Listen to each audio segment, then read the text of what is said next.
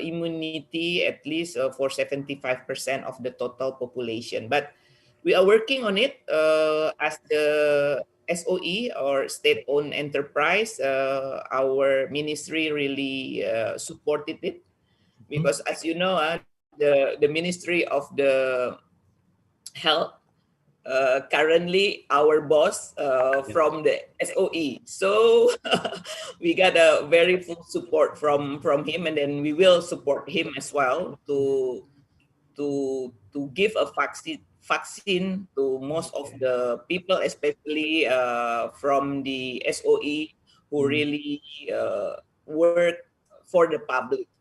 Can you have vaccination completely free of charge? Yeah. There's a free of charge. There's a free of charge. None of us have to pay for that. But of course, still have some people a bit doubt whether they have to go for vaccine or not. So that is a part of my job now to convince the employee of the PLN and the supporting of the PLN or the outsourcing from the PLN to get vaccine. But it's look like most of them are very enthusiastic to get it. In Japan, we have less than 1% now. Oh, all right. No, I'm not talking in the country. I'm just talking in my in PLN. That's a 20% in PLN. Not in the country. But I think in the country it's still less than 1% either. So I think priority is medical staff or senior citizens, not electricity company.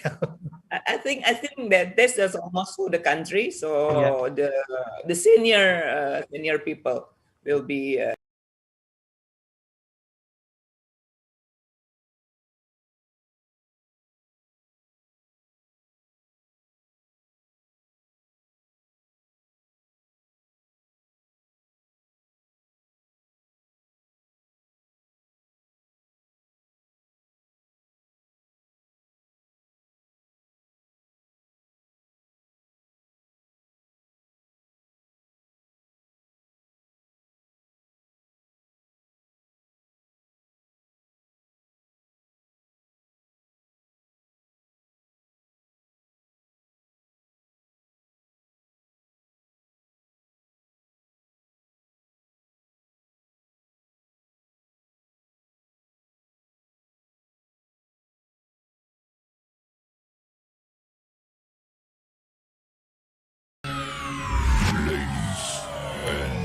Gentlemen, may I have your attention, please?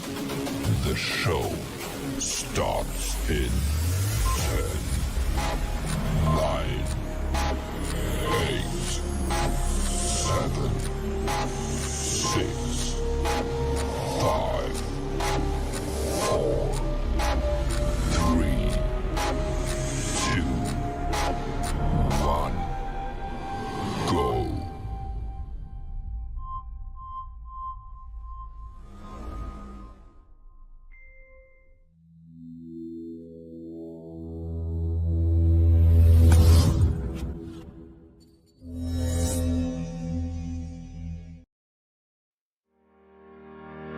Indonesia, Malaysia, Singapore, Thailand, Philippines, Vietnam, Laos, Myanmar, Cambodia, Brunei Darussalam, Japan,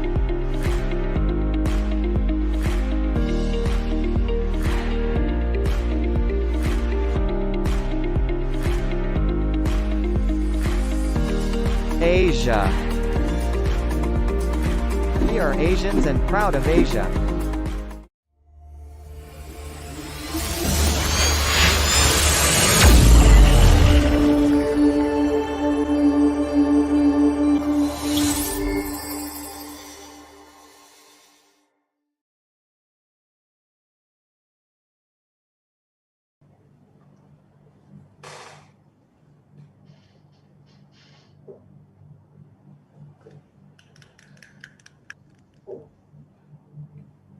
Okay.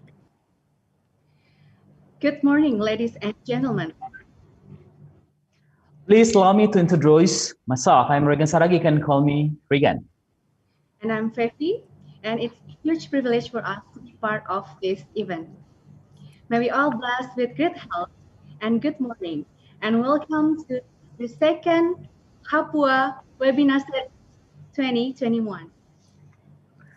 For this privilege, please allow us to greet special welcome to the Honorable Director of Human Capital Management, PLN Indonesia, Mrs. Ppe Planning. Good morning, Miss. The Honorable JP Director from Japan, Mr. Nara Nagatoshi. Good morning, Mr. Nara. Morning. And of course, all HAPUA Council members, all the HAPUA country coordinators, and distinguished guests, also the rest of HAPUA member and all PLN officials who are also watching this event through Zoom meetings and YouTube channel. once again, good morning and welcome to the second HAPUA webinar series to 2021. Ladies and gentlemen, COVID-19 has attacked almost all countries in the world. This pandemic has rapidly disrupted the global supply chain and also the economic. Eventually, it has led to the dramatic transformations in the economic sectors. Today, we will discuss how we deal with crisis, share the experiences, and the crisis management strategies for business continuity. Therefore, in accordance with the title of our event today, we will talk about the crisis management, sharing of experience and initiative during COVID-19 pandemic. And to ignite our spirit today, we invite you to raise as we play Asian Anthem, the ASEAN Way song.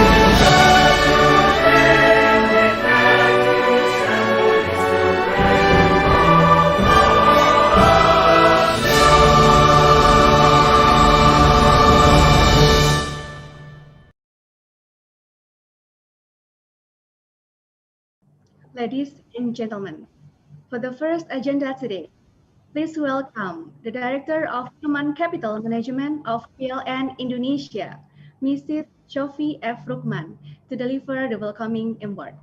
The stage is yours. Thank you. Assalamualaikum warahmatullahi wabarakatuh. Good morning, ladies and gentlemen. Ohayo gozaimasu. Welcome to Ignition 14 webinar series with the topic of crisis management, sharing of experience and initiative during the COVID-19 pandemic. It is my pleasure to welcome the Director of JB, Mr. Nara Nagatoshi. Good morning.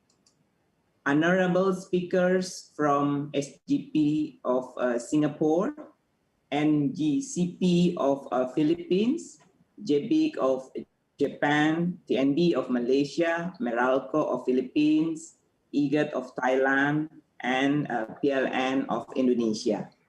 And also fellow participants of HAPUA webinar. I hope all of us is doing well today.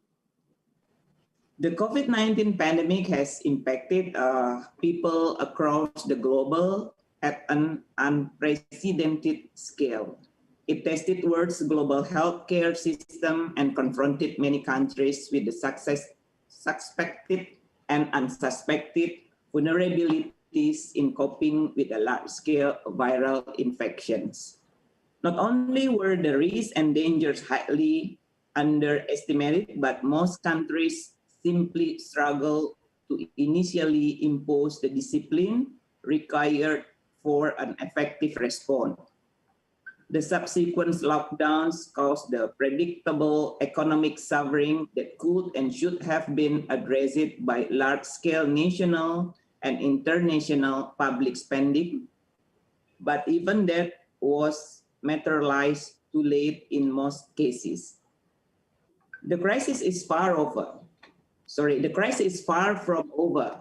Many countries are facing the risk of a second wave, and vaccines in a various development are not likely to be available before it hits. We might say that we were well beyond crisis management planning some weeks after COVID-19 was declared a pandemic by the World Health Organization. In the event of crisis, immediate action is what required to protect mid and long-term results. To be able to do so, organizations should have professional crisis management in place. One that addresses employee well-being, brand reputation, finance management, supply chains, and legal issues that the crisis might trigger. As discussed on HAPUA Working Group 5, this year we are carrying out a webinar with the themes of crisis management during COVID-19 pandemics, knowledge sharing by JBIC and HAPUA utilities. The specific themes is chosen in result with the condition that pandemic crisis still allow the individual and utility to implement some basic crisis management best practices. Moreover, Japan is one of the best countries in the area of the crisis management. Therefore, we hope that this webinar will give additional insight to each participant so that you can elevate your knowledge in supporting operational performance. Last but not least, I would like to say happy learning to all of the participants from all around Asia. I wish everyone a successful and have fruitful webinar. Wassalamualaikum warahmatullahi wabarakatuh. Arigato gozaimasu. Thank you. Assalamualaikum warahmatullahi wabarakatuh. Thank you very much, Mrs. Sophie Efrukman, for this warm welcoming speech. Moving to the next agenda, please welcome JP Japan Director, Mr. Nara Nagatoshi, to deliver opening remarks and salutation. Thank you, Chairman. Good morning, everyone. Welcome to HAPUA JPIC Webinar Symposium. Today's theme is to share experience and effort during and after COVID-19 pandemic. I'm glad to meet you to share the view on utility strategies. Since early 2020, we have been facing a unprecedented disease, COVID-19. Since then, we have been forced so many restrictions.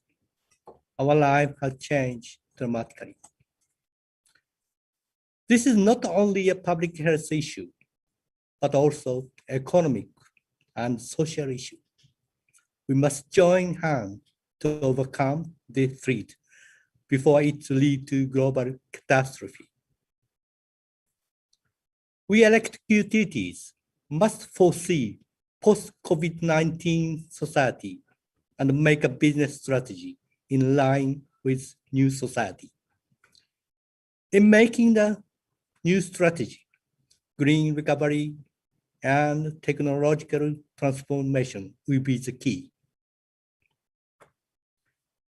Our world is aiming to decarbonize the society. In Europe, many countries declare goal of carbon-free by 2050.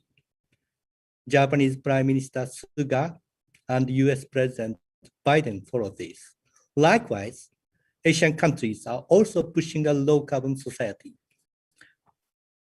We must see COVID-19 is not a disaster, but a chance to change our world. In changing the world, technological transformation is essential at every level of our society. Recent years, renewable energy occupies the main source of energy in many countries. To cope with huge amount of renewable energy, new technologies such as hydrogen technology, microgrid technology, battery technology, trading technologies are essential, and in recent utility conference occupied by these topics. In Japan, our government launched Green Recovery Plan. Mr. Yamamoto speaks about this point later in his presentation. We can overcome this challenge by international, national, and regional cooperation. We must share our experience. This symposium serves as a good platform to make our knowledge and to exchange information. Let us get together to see wonderful life in near future. Today, I'm looking forward to hear the presentation from SP Group of Singapore, TNB of Malaysia, Meralco and NGCP of Philippines, PLN of Indonesia, and IGAT of Thailand. Today's meeting is hosted by PLN of Indonesia. I appreciate the effort of the Secretariat of PLN. Thank you so much, PLN.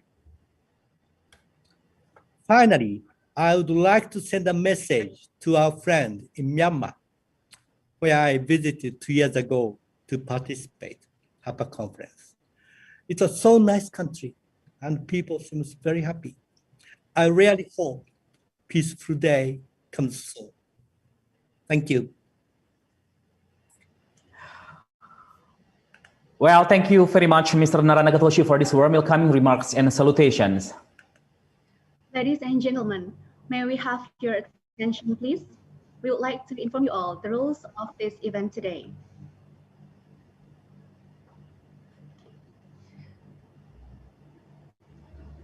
Please set your identity with the title of company, then following your name. Please turn on your video and turn off the audio while attending the webinar. And don't forget to apply the virtual background that we have shared in the chat box. And the last is to set your Zoom application in the speaker view mode in order to enjoy the spotlight. And thank you for your attention.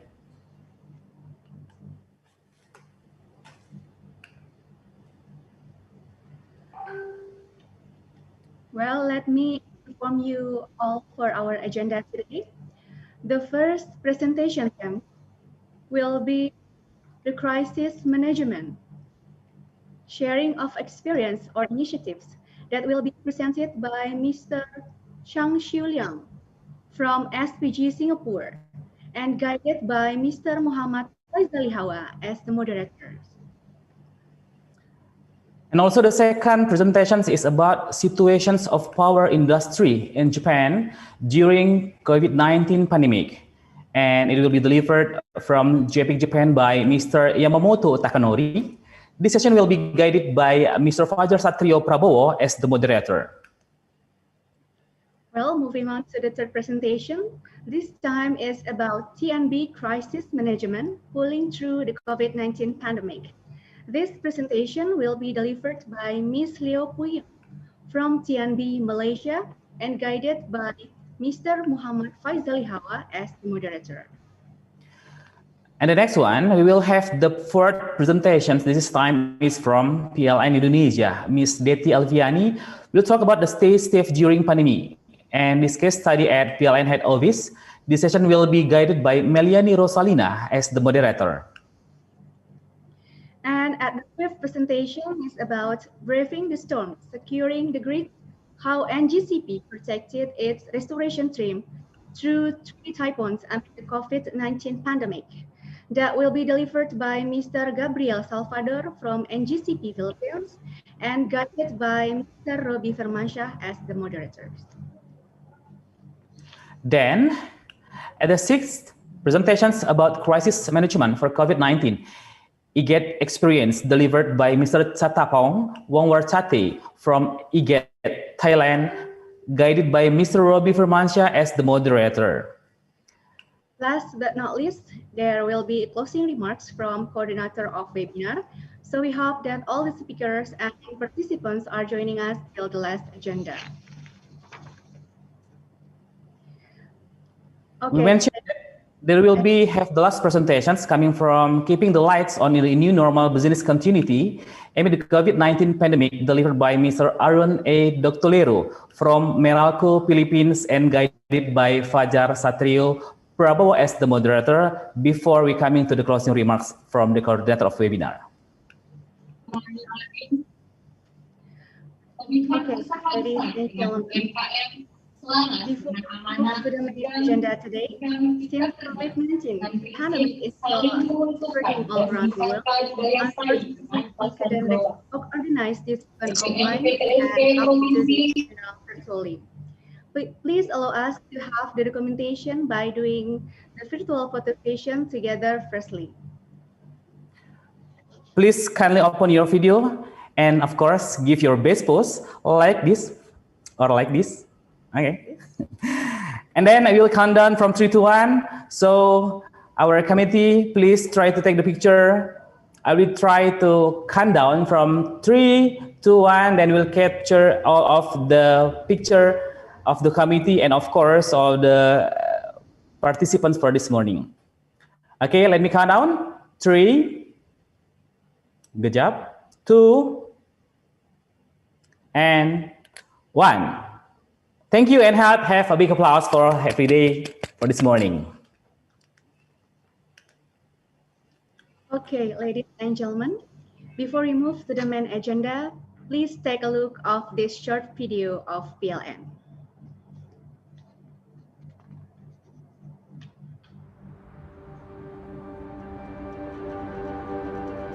ASEAN was formed mainly as an economic, political, and security coordinating mechanism and achieves a sense of confidence and stability in the region.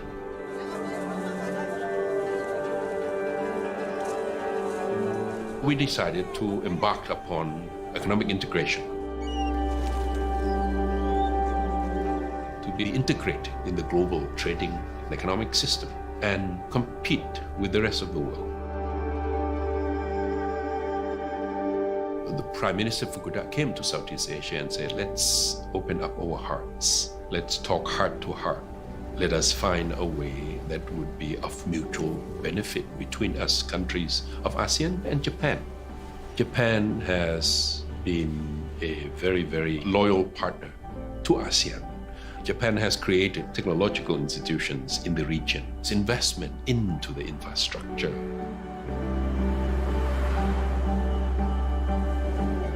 I've been with the company for 30 years. In Japan, they're very considerate and very caring. I really admire the Japanese civic mindedness. It's really a lot about teamwork.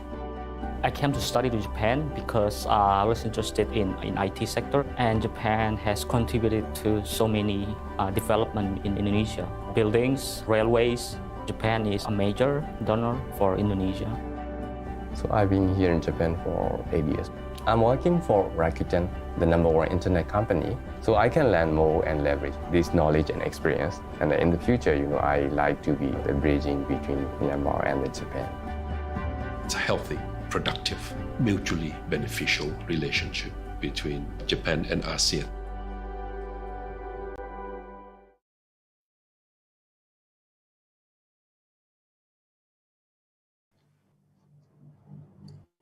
And before we start the presentation session today, please kindly visit our attendance list on the link that has been mentioned in our chat box and YouTube. The participant can also write down your questions on chat box for the question and answer sessions. Well, ladies and gentlemen, since we have all the speakers and also the moderator for the first session today, please welcome Mr. Cheng Shuliang as the first speaker and Mr. Muhammad Faisal Lihawa as moderator. Okay, thank you very much for Mr. Reagan and Mrs. Fevi. So, Excellencies, ladies and gentlemen, It's my great pleasure to welcome everyone to this very important session, HAPUA webinar on crisis management, sharing of experience and initiatives of the COVID-19. My name is Muhammad Faisal Hawa. I'm an assistant analyst business process in PLN Indonesia. And I'm really looking forward to be moderating our discussion today. Let me say a few words of introduction to start with. As many of you listening that 2020 has been a very challenging year for all of us, we may have to adjust our lifestyle to a new normal, new way of living, new way of working and interacting with other people. But we have learned to adapt our lifestyles to live with them. So in this session, our presenters will explain to us how two utility companies in ASEAN countries from Singapore and Malaysia deal with the COVID-19 pandemic. Without further ado, I'm delighted to welcome our presenter to this session. And after the presentation session, we will have question and answer session. If you have questions, you can just type it in the chat box in this Zoom or in the comment box in YouTube. So I'm delighted to welcome the first presenter, Mr. Cheng Xiu Liang, Deputy Director, GRBCM, SP Group Singapore. Welcome, sir. Hi, thanks, Faisal. Yeah, okay. And Mr. Liang will be presenting the crisis management sharing of experience initiatives. Let me introduce Mr. Liang for brief. Mr. Cheng Xiu Liang is currently the Deputy Director of Business Continuity Management in SP Group Singapore. He has over 13 years of experience in BCM, crisis management, and risk emergency response in various sectors such as energy and utilities, banking, and land transport. So, Mr. Liang, the floor is yours. Thank you, Faisal. Good morning, everyone. Good morning, Chairperson, speakers, and members of the HAPUA community. My name is Xu Liang, and I'm from representing SP Group. On behalf of SP Group, we would like to thank the HAPUA Work Group 5 and as well as the Secretariat for inviting us to speak at this webinar and share our experience and the initiatives that we have implemented to manage the COVID-19 pandemic. And we'll see how it changed the way we work in SP Group.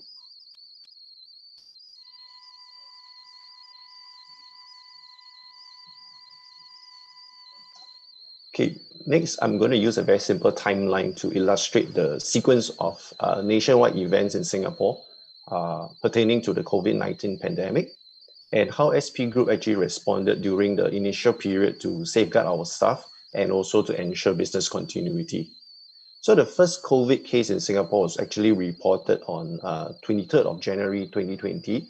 Prior to that, the BCM team, we have already kicked off our pandemic preparations with our BCM coordinators from the other various business functions, as well as the critical business units to get ready in case the situation actually escalates or worsens from there. So a few days later, which is actually 26th of January, our Singapore government, they declared DORSCON orange. So DORSCON is actually a country level threat level for nationwide response, to guide nationwide responses to diseases and pandemic infections. So we raised to DORSCON yellow. So the lowest is actually green, yellow, orange, and then red is the most serious. So yellow is actually one step up. So SP Group, we activated our pandemic task force, which comprise members of senior management, the BCM team, business continuity coordinators, contact tracing team members, depot commanders, as well as supporting teams from functions like safety, security, HR, as well as our corporate services.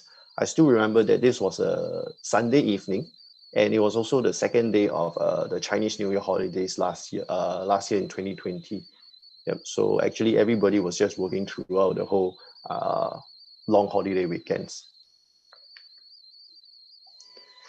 So another 2 days later, 28th of January, SP Group, we conducted a group-wide safety pause.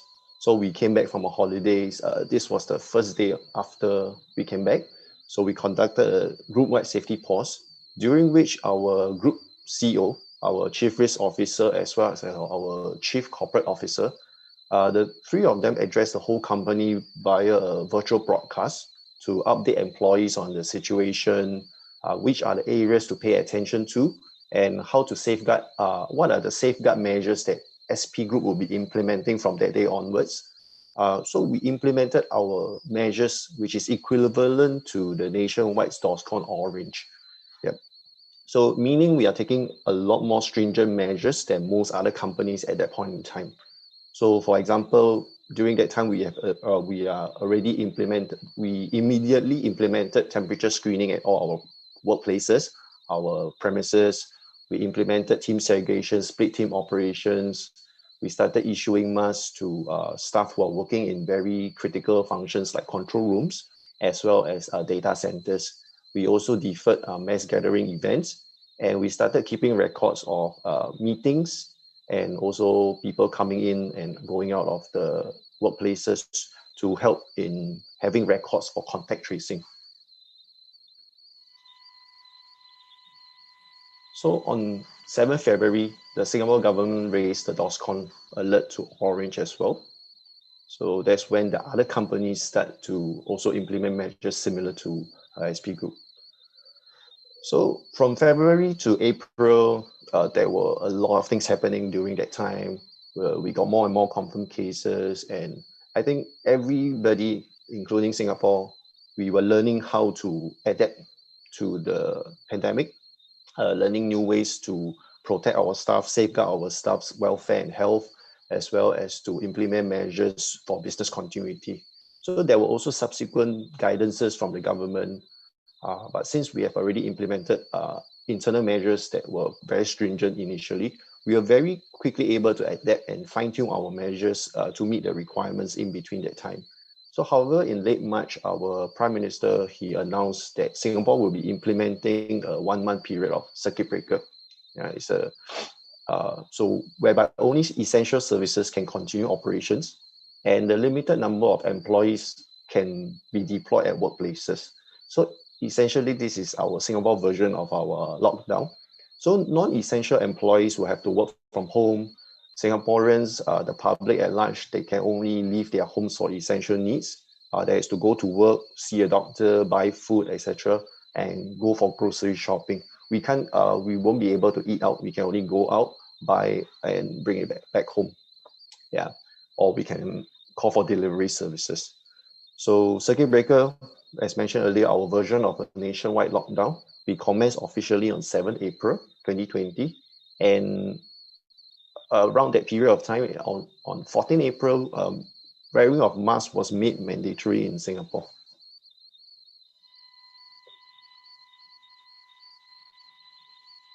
On 12th May, the government rolled out a mandatory scanning of, we call it Safe Entry. This is a digital platform deployed at all locations with high human traffic. For example, shopping centers, supermarkets, and also at workplaces where staff are moving in and out for their daily work. Okay, so people will have to check in and out of the building or the premise using an app to scan a QR code, or we can do so by scanning our identification card. So this is a nationwide program used by our government for contact tracing purpose. So circuit breaker was initially planned for 4 weeks. However, in late April, our government announced the extension of the circuit breaker. So thankfully, the period of circuit breaker in total, I think 8 weeks, it helped to curtail the community spread within Singapore.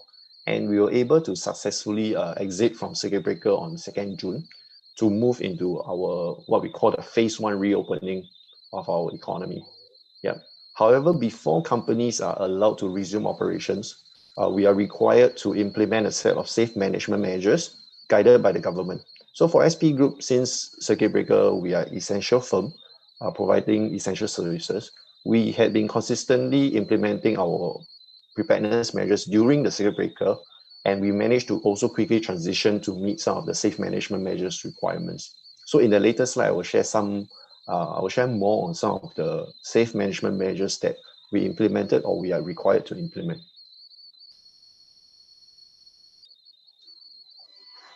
Okay, so Singapore reopened from circuit breaker through a 3-phase approach. Immediately after circuit breaker, we entered phase 1. So phase 1 largely meant that more employees can return to work for essential services, and only some non-essential services like with less likelihood of the virus transmission. So for example, a barber, motor vehicle servicing, aircon servicing, these services can start to slowly resume operations as long as they implement safe management measures in their workplaces as well as for their staff. So in phase one, eating out actually is still not allowed for Singaporeans. So 2 weeks later, on 19 June, we enter phase two. Phase two means working from home remains a default. So for non-essential staff, we are still working from home. Most, if not all, businesses are able to resume operations with the caveat that they have implemented safe management measures. Yeah. So social gatherings, only up to 5 packs are allowed to eat out at the same time, sitting on the same table. So these are some of the measures that we implement and we slowly gear up during reopening. So on 28th of December, we managed to enter phase three, but working from home was still remains as a default mode of working. Yeah, but more flexibility is actually allowed for employees to return to office to support business operations. So split team arrangements are still required, and only up to 50% of the staff are able to work from home. So these restrictions have, as a company, as SP Group, we have to follow these restrictions.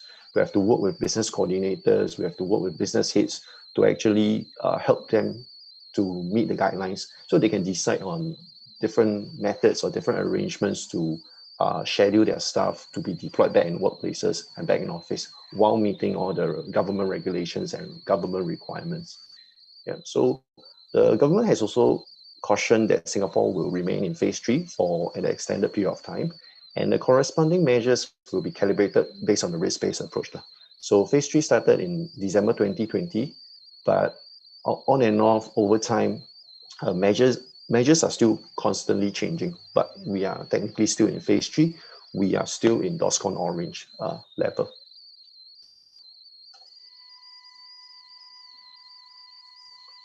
So as mentioned earlier, companies are required to implement safe management measures before we can resume work or resume operations. So SP Group, we set up our own safe management framework with guidance from the government requirements, whereby each of our facilities which houses employees are required to conduct bi-weekly inspections.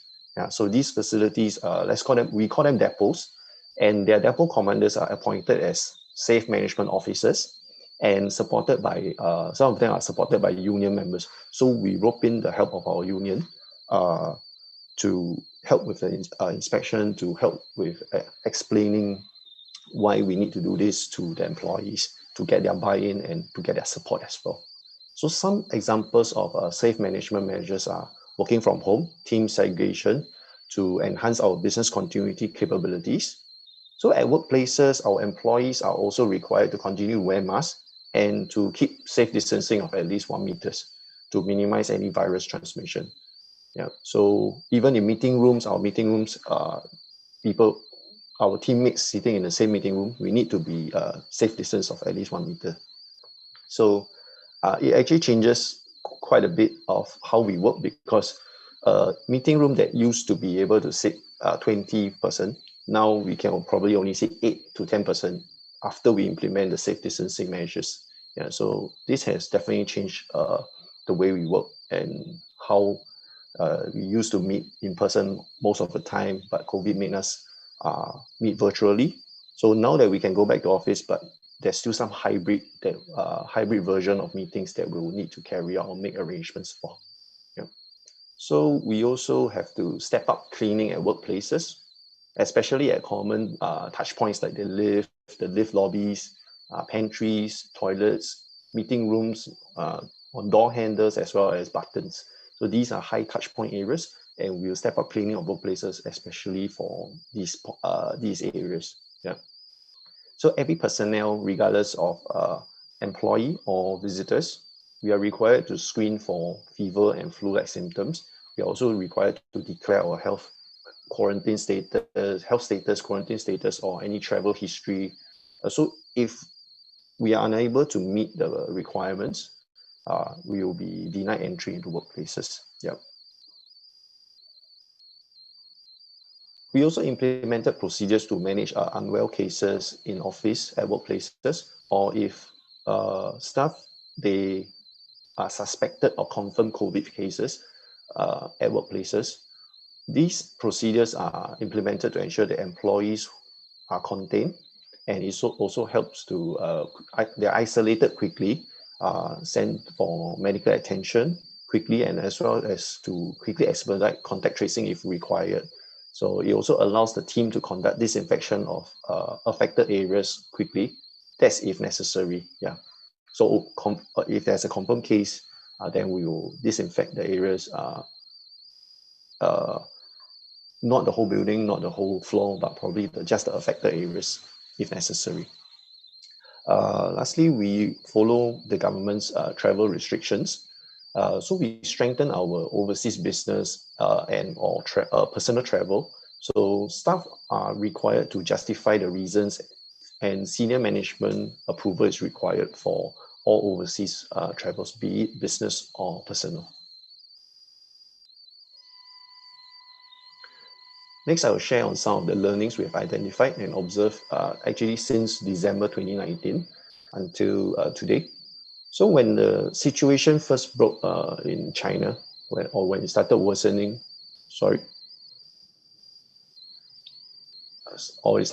in December 2019 or January 2020, we were already following on news reports and preparing ourselves for the worst case scenario. And we know that the communications will be a key focus on our response strategy. Sorry, I hear someone unmute. Could you help me mute? Excuse me, Mr. Leong. You have 2 minutes remaining. How many? 2 minutes. Okay, remaining. sure. Okay, Yeah. Thank you. Okay, so initially, our group BCM team, we provided daily updates to our senior management to update them on the situation, the infection figures, government guidelines and requirements, and our BCP measures that were implemented. So we knew that communication to staff was also very crucial. We do not want employees to speculate. We want to share internal guidelines with them for information, to help them, to guide them in what they do, and also sometimes for compliance to government regulations. So hence we held the initial safety pause for senior management to address the employees. Subsequently, we focused our communications through a combination of approaches, virtual town halls, we posted FAQs on our intranet, constantly updating them, as well as communicate to employees, regular communication with employees through our BCM coordinators and depot commanders. Our initial approach priority was to deploy mass thermal scanners to our HQ and designated alternate office. However, we noticed that there are some facilities with high human traffic, like our warehouse, customer service center. So we also quickly made the decision to purchase more thermal scanners for these locations. Yeah. So the third point is actually on PPE planning. I think all companies probably will have the same problem or concern then. In 2020, early 2020. So prior to COVID-19, we have always been planning stockpiling of masks for around 6 to 8 weeks, which is a typical flu cycle according to health authorities' recommendations. So most of us have experienced buying disposable masks during the first half of 2020. So even when we can find masks, the cost was marked up at a very high level, and it takes a very long time for delivery. So initially, in line with our government guidelines, we also prioritize the issuance of masks only to our staff in control rooms, data centers, and also our frontline employees who have to meet a lot of external parties. So Faisal, give me another 2 more minutes. I'm actually ending soon. So work from home, this COVID-19 episode definitely has enhanced our work from home and telecommuting capabilities. More employees are being issued with VPN tokens to enable us to work from home. Our video and teleconferencing strategies and technology are also being enhanced to be more stable. And employees are now more familiar and comfortable with the usage of technology to conduct meetings. So initially, of course, we probably some staff, they don't really know how to actually set up a meeting virtually, or they'll come into a meeting that is unmuted, their video turned off or on depending on the meeting. So they are not comfortable with it. But over time, I think everyone is comfortable with using technology for work from home, for working from home, and also for video or teleconferencing. Due to transmission clusters in our foreign worker dormitories and also the closure of borders, it led to a shortage of contractor workers. And also, there was a crunch in our manpower supply as well. So prompted by these challenges, we work closely with our regulators to identify and prioritize some work activities and to maintain our list of critical staff and contractor workers. So we also implement team segregation plan for our contractor workers to ensure that they do not also straddle across our own SP's segregated teams or split teams. Okay, the last point on this slide is also similarly for lockdown across the globe has affected the global supply chain of equipment and parts. So using the basis of prioritized work activities, we were able to maintain our list of critical components and spares, which triggered our BCP. So we also started to source materials and parts from alternative suppliers from different countries.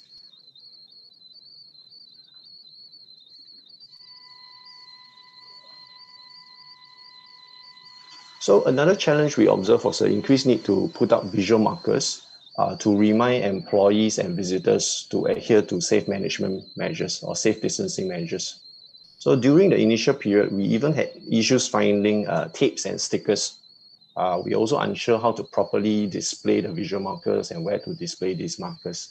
Okay, so the next point on vaccination, in line with the nationwide vaccination program, we, as a company, we encourage employees for vaccination by sharing vaccination facts and advisories, and also providing employees with off days on their day of vaccination and flexible work arrangements. So if they experience side effects. We also work with authorities to identify essential and frontline staff to be prioritized to receive their vaccination earlier. Yep. Okay, very quickly, the last slide. So lastly, I will share how SP leveraged on technology in our management of COVID-19. So during the initial periods, we asked employees to record their temperature twice daily using hard copy forms. So within 1 week, one of our employees, colleagues actually developed an application using Power Apps for all employees to record our temperature and declare whether we have any flu-like symptoms. So for staff who are unwell, an email alert will be escalated to the supervisors to ensure that the staff seeks medical attention. I think that's very important. Yep. So during the next point is on QR codes.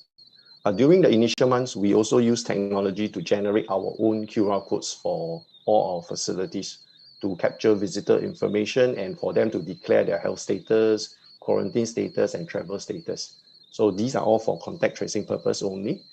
And subsequently, we also onboarded onto the government's safe entry platform for check-in and declaration. So yeah, that's all for me. Sorry for taking more overrun. Faisal, can I hand back to you? Okay, sure. Thank you very much, Mr. Liang. That was such an insightful and informative presentation.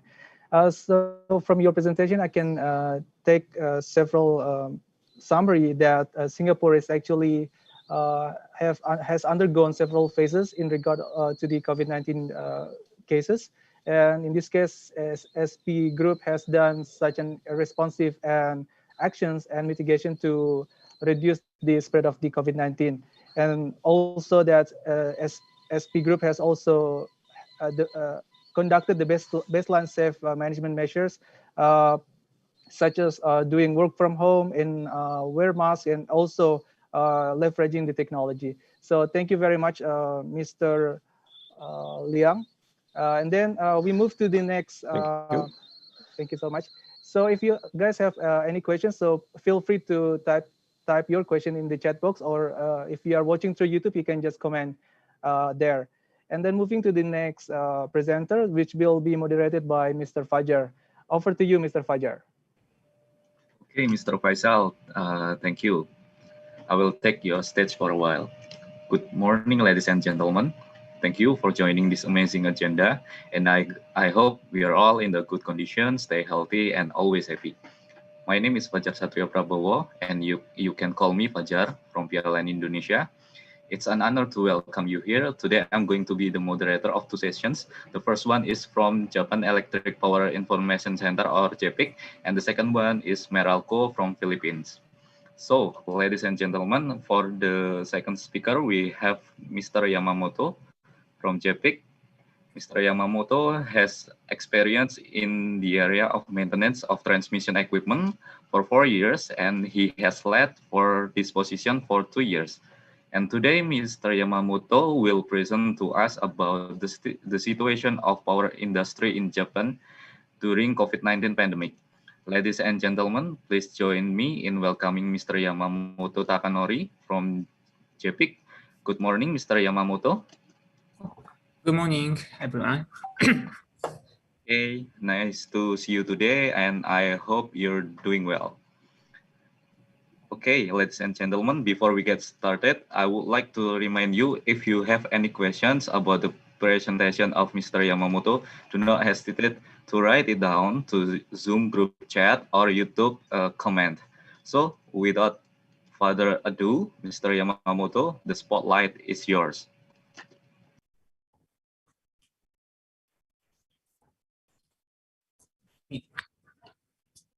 Good morning, everybody. I'm Takanori Yamamoto from JEPIC in Tokyo. I'm delighted to be here today to present you the situation of power industry in Japan during COVID-19 pandemic. The overview of my presentation is as follows. Let's move on the first part about situation in Japan.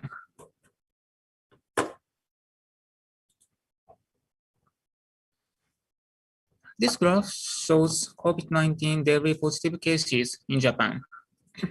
As of 20th March, the cumulative number of cases is about 450,000. It is less than 1% of Japan's total population. In April last year, the government declared the first state of emergency. It is not mere lockdown, but people were asked to stay at home. The number of cases once settled down in June, but it increased again toward winter. As 8,000 people per day were tested positive and peaked in this January. The second state of emergency was declared in some metropolitan areas. By confirming decrease of positive cases, this second state of emergency was lifted last week. The Japanese government encourages 10 measures to be taken to prevent infection. As shown in the first table, talking to a family living in a remote area by video chat without visiting hometown. These efforts are still ongoing. In addition, vaccination for healthcare workers has begun in February and will begin for 65 years old and over in April.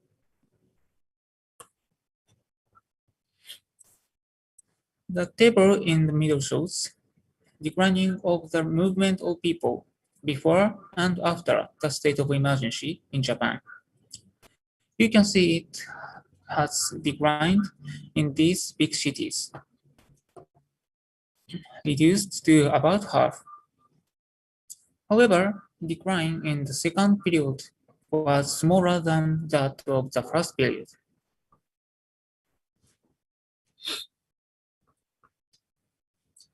I showed the situations of the major spots in Tokyo, Asakusa and Shibuya.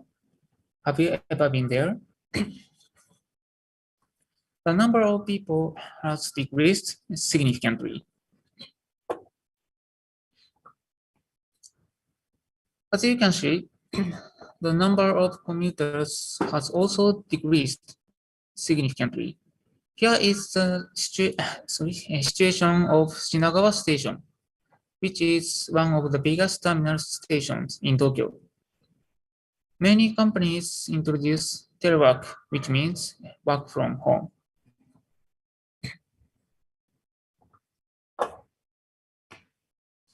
The situation of JPIC Tokyo office. Currently, we go to office 2 or 3 days in a week and teleworking for the rest of the week. We were obliged to use hand sanitizer and measure our body temperature at the entrance. Also, everyone wear a mask during work, and when I have a face-to-face meeting, we try to talk between the glass partition.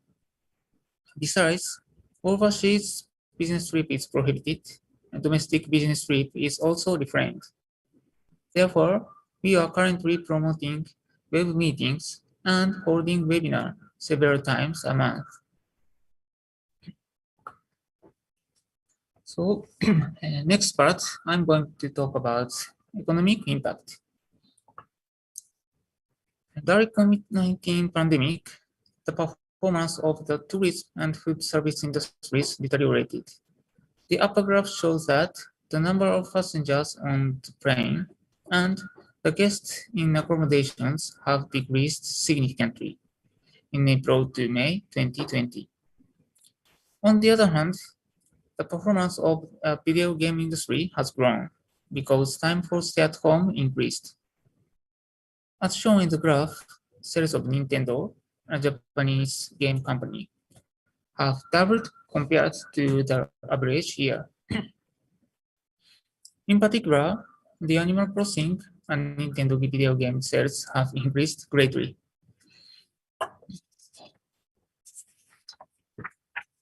Their GDP growth from April to June 2020 was minus 29.3%, which is the largest decrease since 1950. This is due to the decline in personal consumption, the decrease in exports, and in foreign tourists to almost zero. On the other hand, for July to September, it turned to an increase of more than 20%. This is due to a significant increase in personal consumption due to lift of the state of emergency and the government's consumption promotion measures. Exports also increased as overseas economy recovered. So next in the third part about impact on power industry. The graph shows changes of monthly electricity sales from year 2018 to 2020, and it is color-coded according to each year. Monthly changes in electricity sales for commercial, industry, and residential are also shown in the graph. During the first state of emergency, electricity sales for commercial and industry decreased significantly from April to May previous year. It has been on a recover, but has not recovered to the same level as previous year. On the other hand, sales for residential remained at the same level as previous year. Although electricity sales increased due to the increase in time for stay-at-home, the electricity demand did not change significantly due to less usage of air conditioning in spring. As a result, total electricity sales fell 9% year-on-year in May.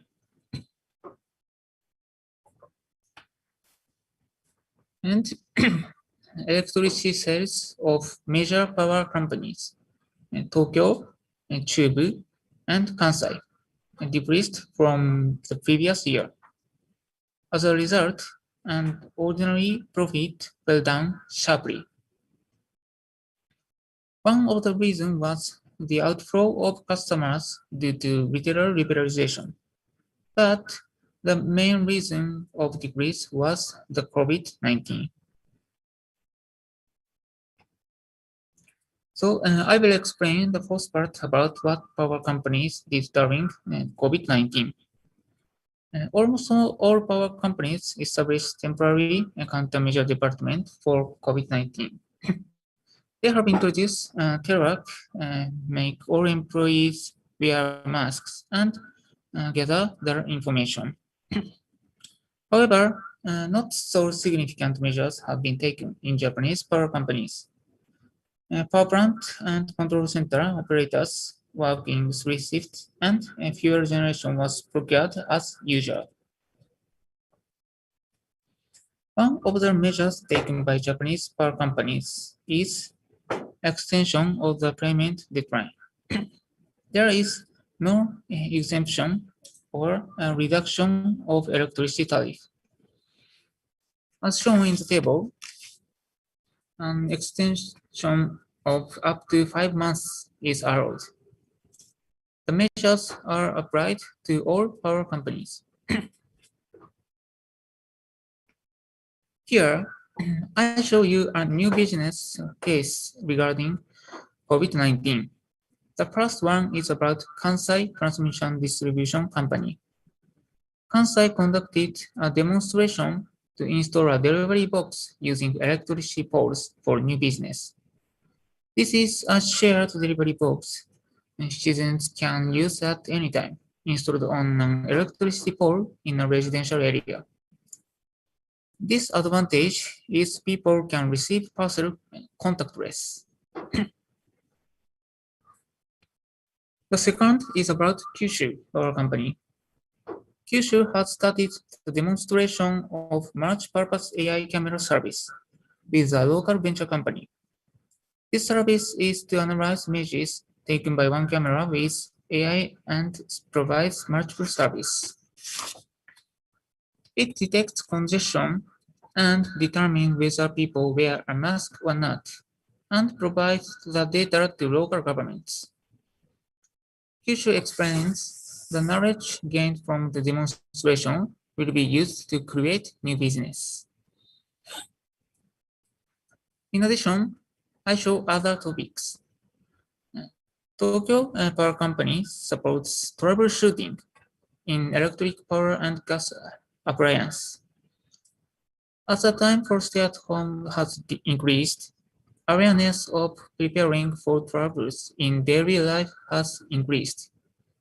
Therefore, they provide support and service to dispatch service persons when troubles occur.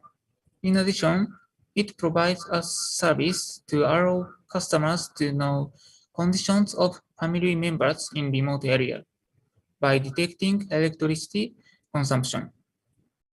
And Chugoku Power Company is conducting a gift campaign using points that customers receive when they pay their electricity bill. Customers will be offered free several months electricity tariff and gift certificates. So let's move on to the last part about green innovation. The government makes strategy for post-COVID-19 economic growth strategy. Important actions for digitalization, healthcare, to build a post-corona lifestyle have been listed. Among them, the green growth strategy is related to the power sector. In particular, it emphasizes energy transition for decarbonization.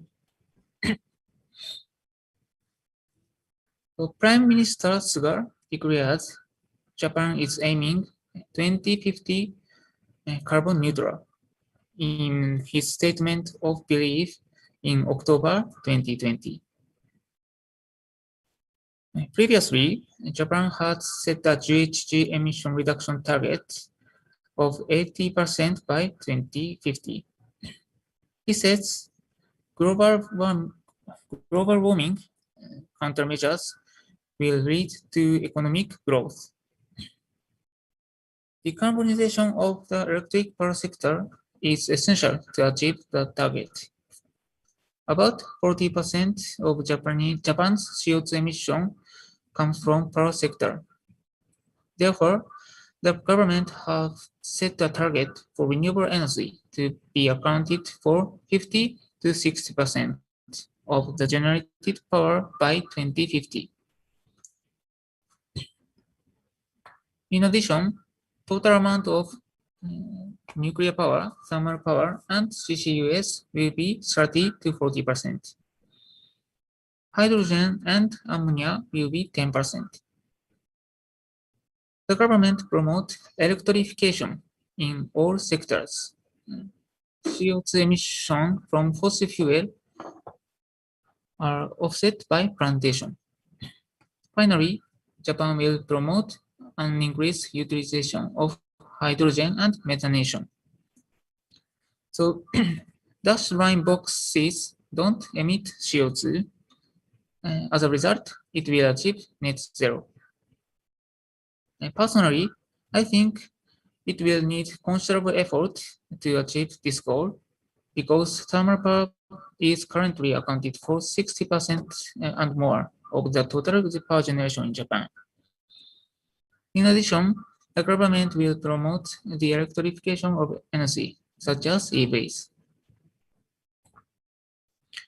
Among the growth strategies, the specific targets of the electric power field are shown in the table.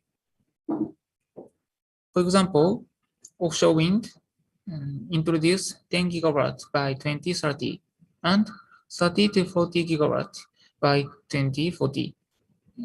And generation cost 8 to 9 yen, about 8 cents per kilowatt hour by 2035. For hydrogen generation, decline of hydrogen generation costs below gas-fired. And for summer CCS and nuclear, ratio of these generations will be about 30% to 40% by 2050. So this is the end of my presentation. Thank you for your attention. I hope we can see you face to face soon. That's all. Thank you. Okay, thank you, Mr. Yamamoto, for your presentation, and I hope we can meet face to face soon. Okay, from your presentation, that was an interesting and insightful presentation. So from your presentation, I have 4 highlighted points. The first one is the cumulative number of COVID-19 cases in Japan is 451,178. That's quite a lot.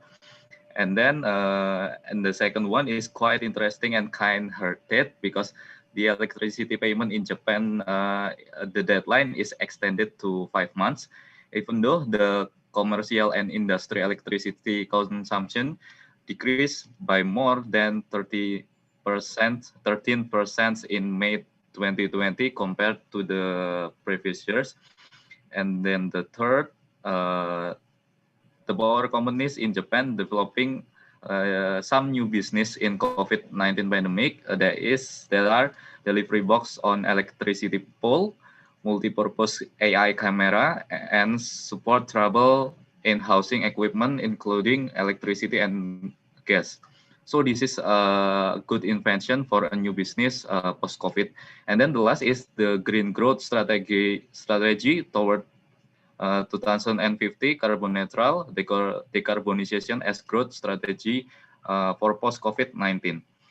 That's all from the highlighted points. And then the next session, I will give it back to Mr. Faisal. Mr. Faisal, the stage is yours.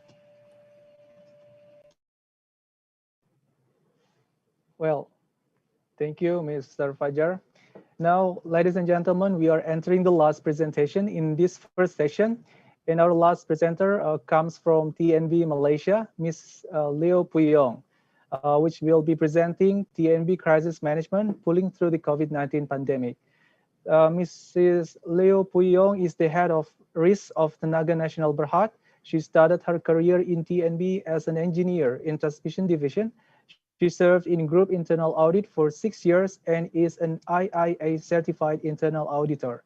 She has more than 6 years of experience in risk management and business continuity management And she is also a RIMS certified risk management professional. She has presented risk and BCM papers in various national and international conferences and is actively involved in roundtable discussions with chief risk officers and heads of risk from other organizations. So Ms. Young, the floor is yours. Thank you. Good morning, ladies and gentlemen. Is it clear? Yeah, Yeah. great. Crystal clear. Okay. Okay. Very good morning, ladies and gentlemen. It's a really great honor for me to represent Tenaga Nasional Berhad and Malaysia to take you through the presentation on how TNB managed our COVID-19 crisis. And just to highlight to everyone, together with me, I have also my BCM team members. So they are here to also assist to answer questions if you have any. Later you can post in the chat box. So let me start with my presentation today.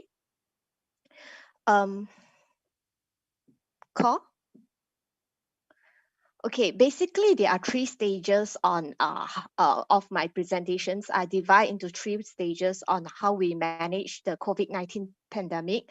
I will focus on the pre-crisis. In this case, we remark as when our first positive case in Tenaga Nasional. I think that happens on the 14 March 2020, and then we have during crisis, how did we respond it? And of course, we hope we can move to post-crisis, that is the recovery soon. Okay, so moving on, let's focus on our pre-crisis.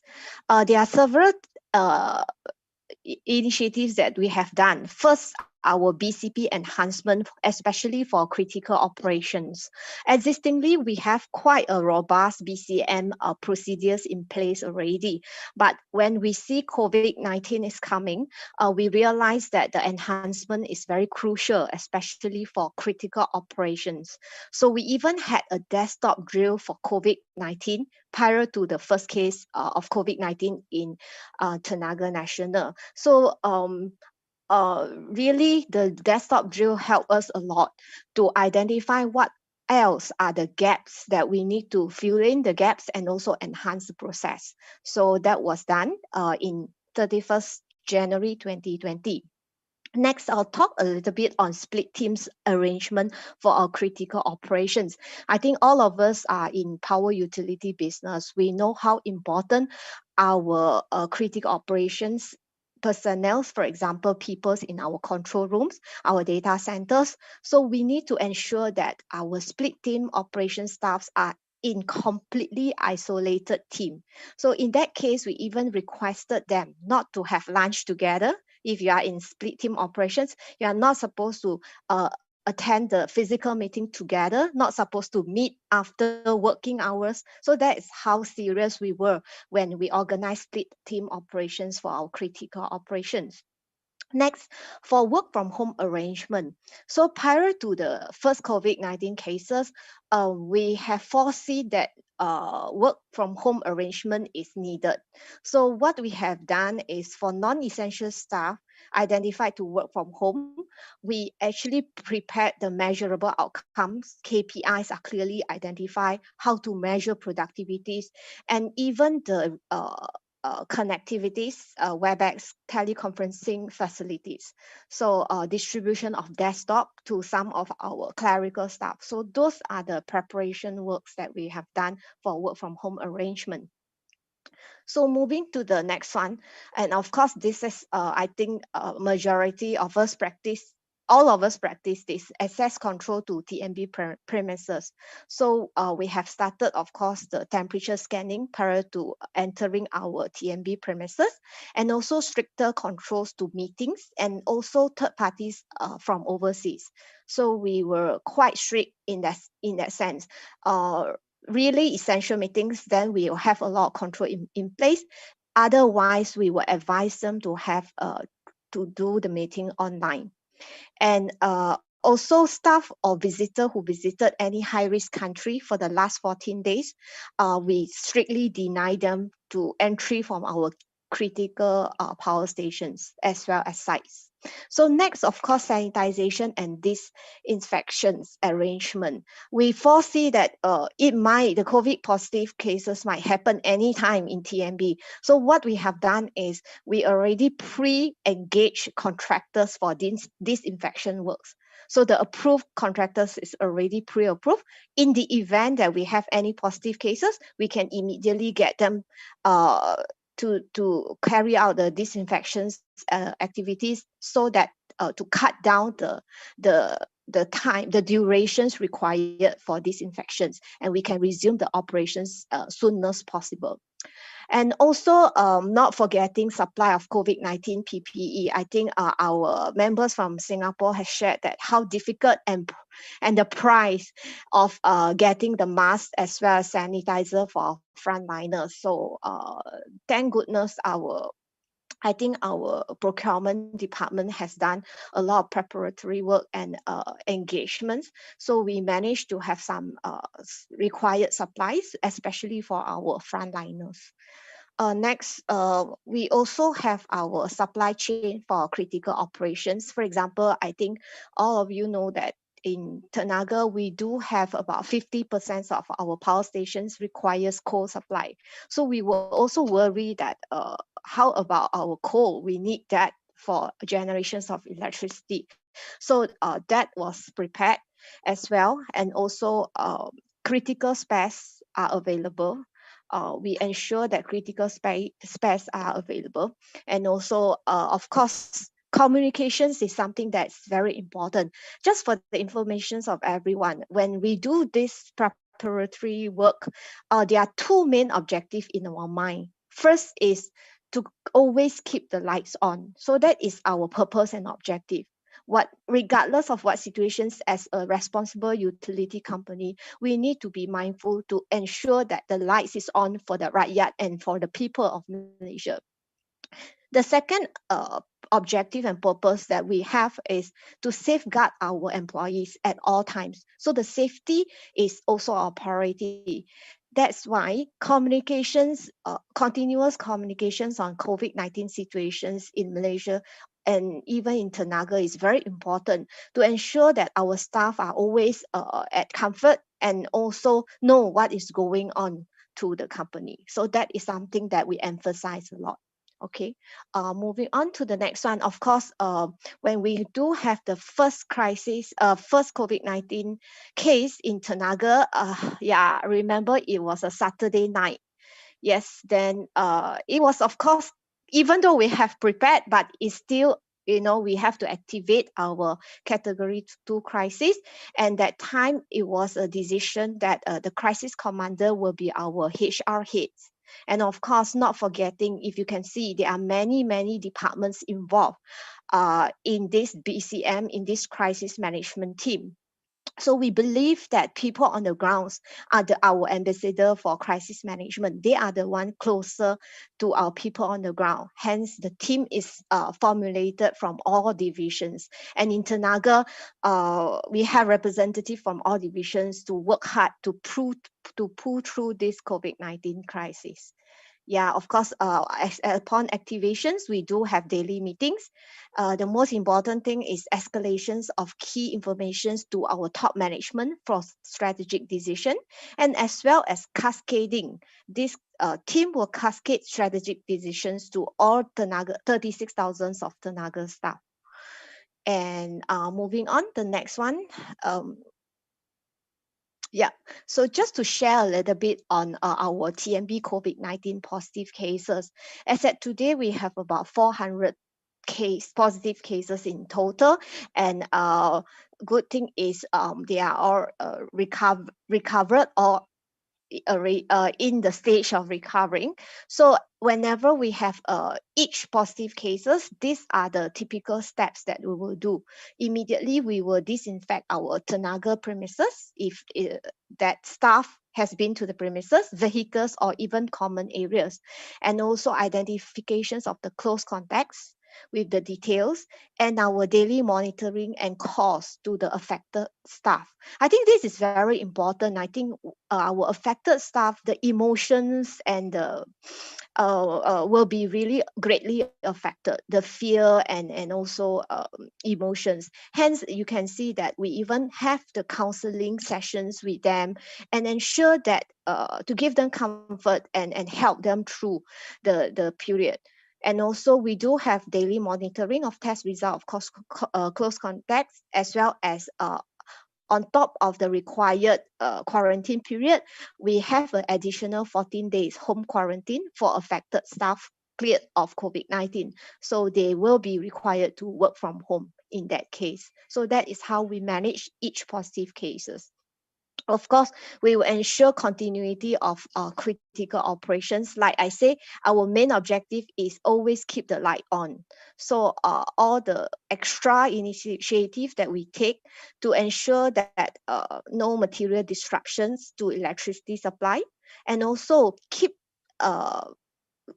daily monitoring of our performance of critical operations. I think study of the trending of our performance is also something, a very good input for us. Next, we have just to share our international asset group. For our international assets, that one also closely monitor, especially for our TMB overseas staff posted overseas. Yeah. Okay. Of course, work from home implementation. As at today, we are still implementing work from home, and maximum 30% of our staff is in the office. Even as I'm speaking now, I'm also at home. That is happening, and I would like to really give the credit to our ICT team to ensure our network connectivities, to monitor and to provide assistance to all the staff. To ensure that work from home is implementable and WebEx meetings and online meetings are able to carry out smoothly. And something that I would really like to highlight is the effort from our group HR, that surveys were carried out to gauge staff perception in terms of work from home experiences. Of course, we need to tailor. Some of the staff may not be conducive to work from home, and then how do we manage it? So that's something that our group HR has done it, and also continuously follow up on that situations. Next one. And last but not least, the most important thing is the crisis communications. As you can see from the screen, those are the little screenshots that I can share. We do have our continuously information sharing of COVID-19 related information, that is to give insights and extra knowledge to our staff. And we do have the latest decisions from our Bilik Gerakan, which is our crisis room, and not forgetting our CEO continuously provide messages and a tone from the top message to all the employees. So that is something that is ongoing and is still ongoing now. Yeah. Okay. Next one. We also, as you all know, like other countries, in Malaysia, we started our Malaysian Movement Control Orders, MCO, on 14 March 2020. And that time is a total lockdown. And of course, from time to time, there is a movement to a conditional MCO and things like that. So we have preparations for our total lockdown at red zones location. So what we have done is, in the event that our operation room staff are not able to move out from that location, so we actually prepare stay-in facilities ready in our seminar rooms, our surau, our masjid.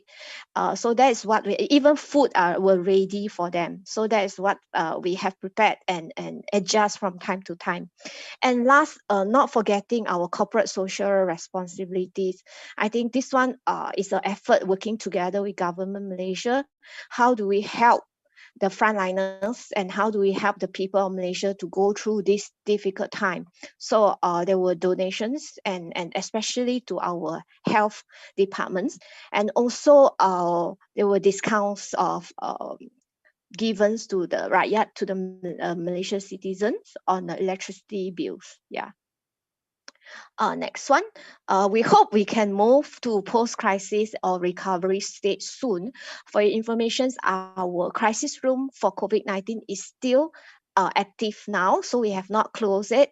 There are ongoing formulations on return to work strategies. We foresee that we will be returning to work in phases. And then, of course, we have to bear in mind that we need to safeguard the safety of our staff at all times. So like people say, whenever you have crisis, it's also opportunity too. So it may be something, an opportunity for us to look into a hybrid system on how to manage work from home in future, even post-COVID. So, and then of course, we will have our ongoing assessment of impact on financial performance, operations, as well as staff with our recovery strategies. And hopefully we will be able to deactivate our crisis room soon. And of course, post-crisis is always recommended to conduct a post-mortem and implement the improvements and gaps if necessary. That's why I'm very thankful for these sessions that we can exchange view, and I'm sure a lot of initiative and learnings that we can get from all of you. I think that's all my presentation. And yeah, my last word, embrace the new normal. COVID-19 is not over yet. Thank you very much. Well, thank you very much, Mrs. Yong. That was such a fascinating and informative presentation. From your presentation, I can make a summary that TNB actually has been very agile in managing the COVID-19 pandemic, start from the preparatory stage to response stage and finally to recovery stage. And a number of programs or activities have also been conducted to reduce the number of positive cases internally and externally. Start from Bcp enhancement for critical operations to work from home arrangement, and then creating crisis response team CRT. Thank you very much, Mrs. Yong. And then finally, we are entering the Q&A session. I believe that almost all the people in the Zoom and in the YouTube have several questions. So first of all, the question will be directed to SP Group, Mr. Liang. Yeah, the question is coming from Mr. Doni Riyadi from PLN. The question is, what's the hardest challenge for SP Group to keep the business process still running well in the COVID-19 pandemic situation, besides of the work from office, work from home systems in Singapore? Okay, I think one of the biggest challenge is how to keep our employees safe when they have to continue to perform work. So PPE is definitely issued to them depending on their roles as well. So for regular staff who just go to office or just attend to a workplace with minimal number of people, will just put on a mask. But imagine our frontline staff who needs to enter another customer's residential housing to perform some works, for example, to check on the gas pipes, etc. So what can we give our staff as well as our customers the confidence that both parties are healthy and safe? So we actually came up with a mutual declaration where our staff will declare to them, the customers, that our staff goes through twice daily temperature monitoring.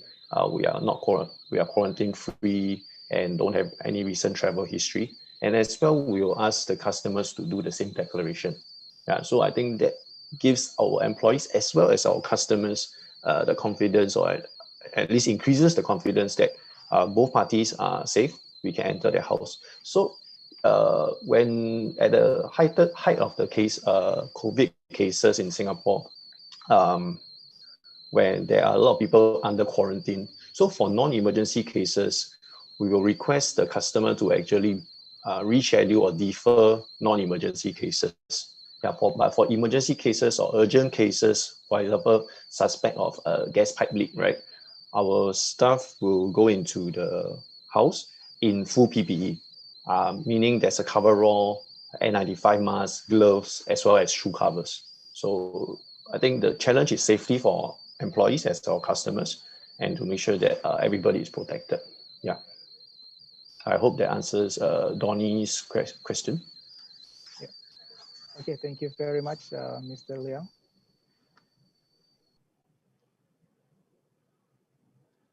So the next question will be directed to JPIC, Mr. Fajar. Okay, thank you, Mr. Faisal. And then the next question is for Jepik. Maybe Mr. Yamamoto or Mr. Nara can answer the question, because this is a quite interesting question. How the question is from Malika. How does COVID-19 impact the ambition of Japanese government to achieve net zero in 2050?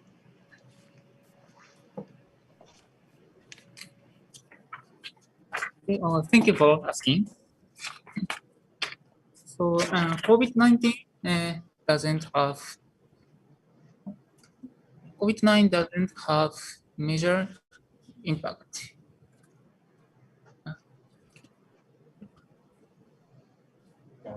Can you hear me?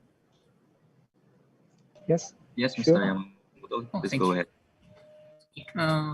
COVID-19 does not have major impact on net zero achievement in 2050.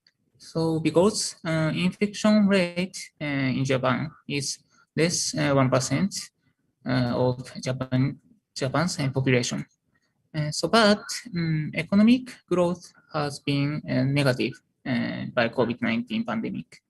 So I think green growth strategy is one of the economic recovery measures. That's all. Okay, thank you, Mr. Yamamoto. From Mr. Nara, is there any addition for answering the question? Okay. It's okay. Thank you. Okay, thank you, Mr. Nara and Mr. Yamamoto. And the next will be to TNB. I will give it back to Mr. Faisal. Okay, thank you very much. So for TNB, the question will be related to the biggest challenge actually regarding the implementation of crisis response team. How do you manage the effectiveness of this CRT in managing the COVID-19 pandemic? Thank you for the questions. So your questions is how to ensure it's effective, is it? Is it? Yeah. Yeah, correct. So I think, as I mentioned, we have appointed a crisis commander that is our head of HR, and then the CRT basically meets every day during the crisis, when the peak of the crisis, and the daily communications is very, very important. The meetings and all the representatives from the divisions will provide feedback. So whenever there is a gap, it will be immediately addressed. So that is how to ensure that we always do the check and balance and ensure that the questions and the requirements from the ground are escalated to this CRT, as well as being addressed by the CRT. And of course, I have to admit, it's also our first time managing this crisis. We can't 100% ensure that we had the best solution for the first time round. So we also learned through the process, and thank goodness we actually pulled through it, and we are still learning and continuously work together. Yeah. Thank you. All right. Thank you very much, Mrs. Yong, for your answer. And thank you for all the presenters from SP Group, Mr. Liang, and then from JPIC, Mr. Yamamoto and Mr. Nara, and also from TNB Malaysia, Mrs. Yong. I think that's the end of this first session. And then thank you all for the first session, and back to the host, Mr. Regan Saragi and Ms. Fefi Desmayeti.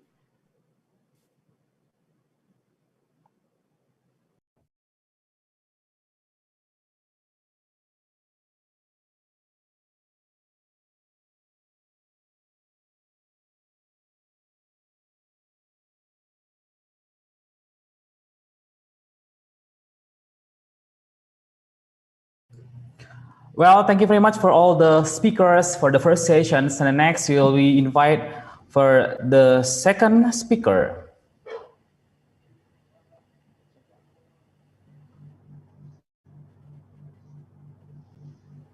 This is the first speaker for the second session, and it will be coming from the SP Singapore. And we'll please welcome the next speaker from JP. Sorry.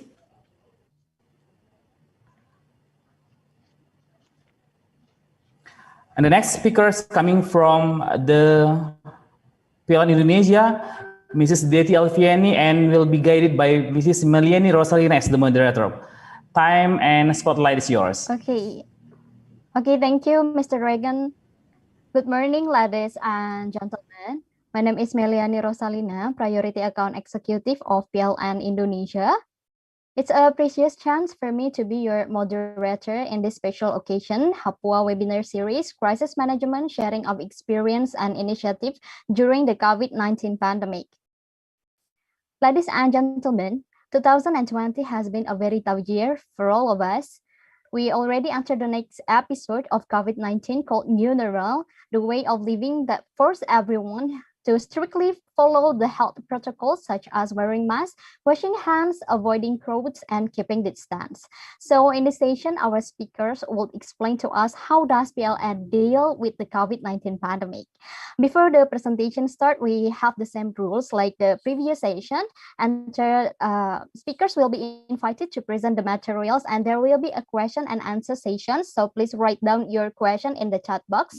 Now allow me to welcome the speakers. She is the Senior Officer Health Safety and Environment from PLN Indonesia, Mrs. Deti Alfiani. Hi, Mrs. Deti, how are you today? Hello, Mbak May. Okay, you have 15 minutes to deliver the materials, and I will remind you in the last 3 minutes. So, Ms. Deti, the time is yours. Thank you, Mbak Meliana, for your introduction. Bismillahirrahmanirrahim. Assalamualaikum warahmatullahi wabarakatuh. Good morning, ladies and gentlemen. First of all, I would like to thank you very much to Honorable of Director of Human Capital PLN, Mrs. Sophie F. Rukman, and to Honorable Director of JPIC, Mr. Nara Nagatashi, all committees, all delegates, and all participants. It's great to meet you all today, and I hope everyone is in a good condition. Today, I would like to share to all of you the topic which become part of the crisis management, stay safe during pandemic, study case at PLN. As we know, PLN as a public utility on electricity services has more than 75 million of customers and who have kept served better even during a pandemic as well. And to serve our customer, PLN has around 50,000 of employees and more than 100,000 of outsourcing who have kept their health and their safely to serve customer safely.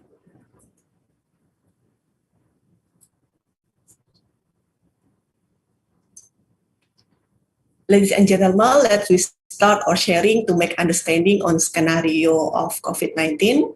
As you can see, there are 4 perspectives of the scenario, and regarding the scenario, how PLN manage our crisis management during the pandemic, we have been working at least 3 phases, which is we have to manage all the resources in order to optimize them.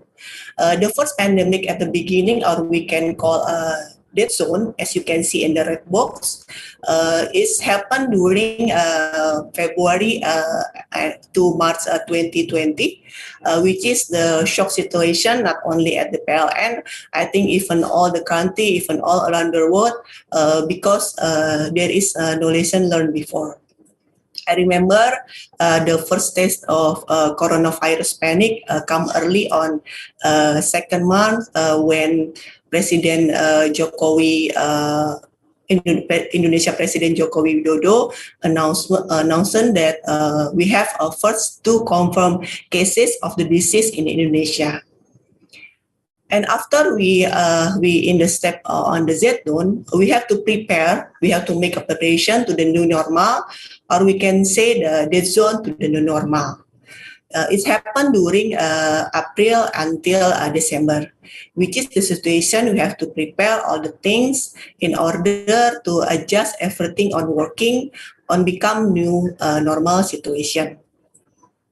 The society, including our staff or worker, learn how to live with the new behavior of community safe and health protocol, such as wear mask, physical distancing, and always keep our hand clean. The disciplinary is keeping going stronger, and until we can move forward to the next, to the new normal. After we step on the new normal, of course, our wisely direction is to the longer life hope, as you can see in the blue box, and grateful vaccine were invented, and the society has been formed disciplinary behavior safety and health protocol, so we can move forward and stay in longer life hope as well. We hope after vaccine were invented, our society doesn't ignore of aspect safety and health protocol. Even after we get vaccinated, otherwise we will trap on donkey neck. Okay, after we understood all the scenario of COVID-19, now we can continue on detail, which is we can say the scenario and path of our work. As you can see in there are two main parts of this matter, which is the imperative or time and the three distinct actors to return COVID-19. In the imperative of our time, first we have to consider how to safeguard our life.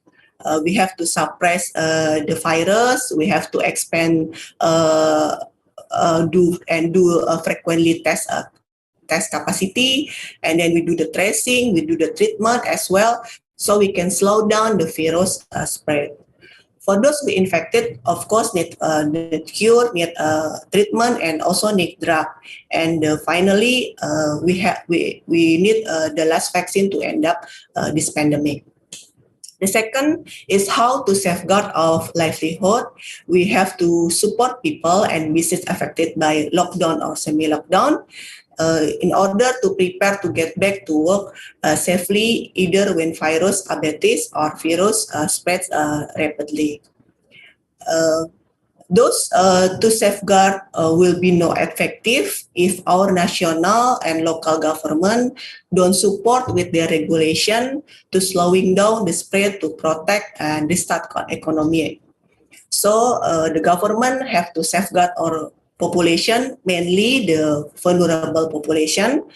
So in the impact to the company, we can resume sustainability operation and also protect employee in the workplace as well. And then I would like to explain on the next slide how to make an effective plan in order to keep operation sustainability. This first is a future of work. As we know, COVID-19 driven several changes. We have to remote work, doing work from home, doing virtual remote. Doing virtual meeting to reduce mobility that encourage implementing massive digital transformation. At the second, we have to make our workforce is safely. This is to maintain and to keep our workplace and workforce safely. We must do putting efficiency number of workforce on work schedule. We have to screening our workforce frequently, seamless, and also seamless our business operation. The third strategic shift to the new normal as part of effective plan. We have to keeping sustainability operation. We need to change the result in fundamental strategic, how to running company after COVID-19. And we also can identify which skill are not currently assumed in the workforce plan. the lives is the final impact. The pandemic also hit the economic and continue financial impact. I believe that everybody, every country get the economy hit. We have to prepare that the extent of demand drawdown to be. We have to change the economic recession. What the implication would be? Is there any liquidity issue maybe? And we have to mitigate what this implication mean for our workforce. On the next slide, we can see how PLN response to COVID-19 situation will become 5 step by step toward achieving business contingent scenario. There are 5 lines have submitted to be our responses to COVID-19.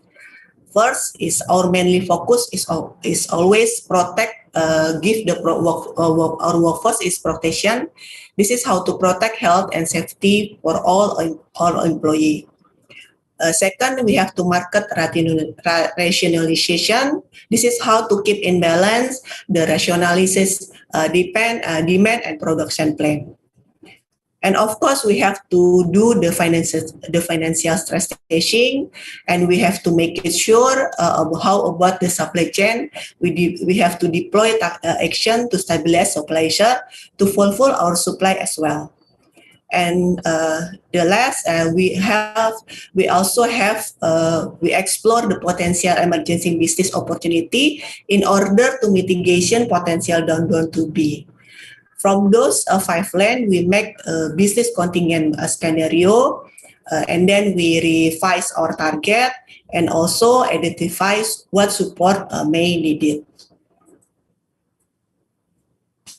Ladies and gentlemen, after PLN already good response to COVID-19, same as well as the in other country, of course, based on learn process. We have to set up the program as a preventive action to continue or managing crisis management of COVID-19. Policy as our regulation is for all activity as preventive action for COVID-19 due the evolving situation.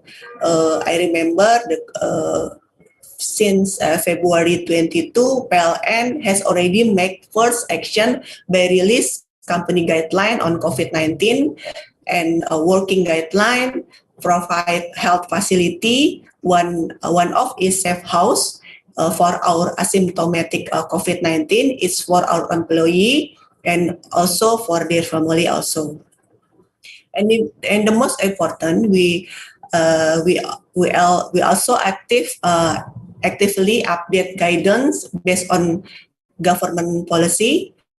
We also consider the risk of zone that area and the significant number of cases in our workplace. Some of activity as safety, health and protocols such as thermal checking, screening test frequently, implementing of work from home, implementing virtual meeting. As we know, today, since the pandemic, Zoom is like our real life social interaction because there's no day without Zoom. We also leverage available logistic capacity to ensure our safety and health COVID supply is available inventory capacity as well. I believe as this is the same like Malaysian, we have had time to provide a mask, thermal gun, and anesthesia because everybody is panic, high demand but low supply. Everybody buying the supply to mass, but now we can provide that easily a lot of because we have a lot of brand option and stock option, so it doesn't problem anymore. Collaboration with medical care hospital is the important also because we have, as you can see, the significant cases COVID-19 if impact too much, it will be impact the number of patients. So the hospital are not able to handle. So we have to make collaboration to ensure our worker and their family who being affected will have treatment as well in the hospital. After we set up a preventive action, we continue to make working guidance in order to make a standard of procedure of employee.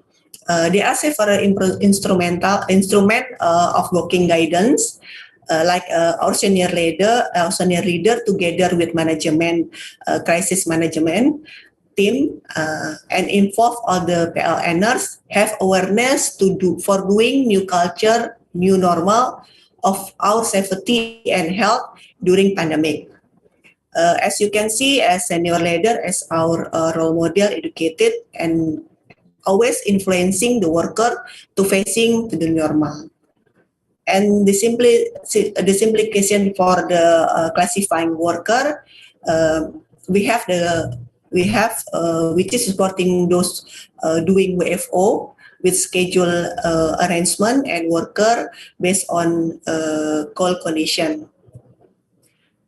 And the other, we have the essential worker who doing fully WFO and high risk worker with medical condition problem who doing fully work from home. To ensure working arrangement with efficient number of capacity, every regional unit and local has to follow government and local government policy. We have to consider also the risk zone and the significant number of cases, and we can define the number of capacity worker for work from office. Equipment such hand sanitizer, thermal gun, air circulation, we have to ensure available in the workplace so we can keep our workplace is safe. Applicable the protocol during new normal ensure the worker have to disciplinary safe and health protocol COVID. So all the worker and visitor will get screening test. We limited also our mobilization by defer business traveling, and we also close the cafeteria for dine-in since. And thanks God, since early year 2021, we're vaccine infected, we have a vaccination procedure for all employees. On the next slide, you can see the strategy of COVID-19 protocol in order to educate to all employees. First thing to do, we educate all workers and our society about behavior change to the new normal. We also create PLN Ranger to endorse actively share the message, protocol, and emphasis our worker as well. We also keep monitoring number of cases in daily. Not only cases, but now how many workers get vaccinated. So the impact prevention action can describe in this graphic trend cases in PLN. As you can see, on the first quarter since the outbreak, the number of cases is going increasing, and then we have a second wave in on December to January. The highest number happened on January 2020. This increasing cases happened at the same time. Indonesia reported highest number since the outbreak. I'm so sorry, Ms. Desti. You only have 2 minutes left. Okay. Eventually, case become more controllable and keep slowing their spread this March. And I believe the situation happened because the worker maintain the disciplinary behavior safety and health protocol COVID-19 as well. In January, PLN has prepared vaccination program to all workers to reaching herd immunity. We are very grateful that our government put us to the priority vaccinated program as a public services who did protection for doing their services to customer. especially the worker as a frontline person. All the participants, the last that I will have to share with you is how about to build confidence toward the sustainability of longer life hope. As I mentioned before, when vaccine were invented, we have a vaccination program to ensure all workers get vaccinated as well. For building confidence, we choose our leader to be our vaccine champion, so all workers can get influenced by hear their story, their experience after vaccinated. We also make campaign vaccination, share key message and emphasize the benefit of protection themselves, not also themselves, but also their family and their community as well. PLN also provide ribbon as a part of visible decision that I'm ready to be get vaccinated, and celebrated when get vaccinated. Sounds like that I'm proud to be get vaccinated as well. We keep remind also the after vaccinated, we are still doing safely and health protocol. Otherwise, we cannot stay in longer life hope anymore. But we will move forward to the donkey man. And all participants, finally, last but not least, of course, we have to learn all things about COVID-19 day by day and share together, work together, because the virus always transform to the new variant, which is we have to always aware and everything. How to manage the pandemic is all about the prevention action. The disciplinary of doing testing and then tracking and then treatment and then doing constantly basic the safe health and protocol COVID-19, and how to encourage all workers to get vaccinated so we can contribute to our nation reach herd immunity as well to end this pandemic. We keep remind that vaccinated are not 100% protect us, but without vaccine, we are fully 100% unprotected. That's all my sharing and how to manage that crisis during COVID-19 at PLN. Thank you very much, and I get back to you, Mbak Meliana. Okay, thank you very much, Ms. Dati, for the great and informative presentation. And I got some point from your presentation. So PLN does the few things to prevent the spread of the COVID-19. There are working guidelines that have to be followed by all the employees, and also provide health facilities until make sure all the employees got vaccinated. And we will go into the question and answer session after presentation from the speakers too. So you can drop your question in the chat box or YouTube comment box. And I want to invite Mr. Robbie to take over.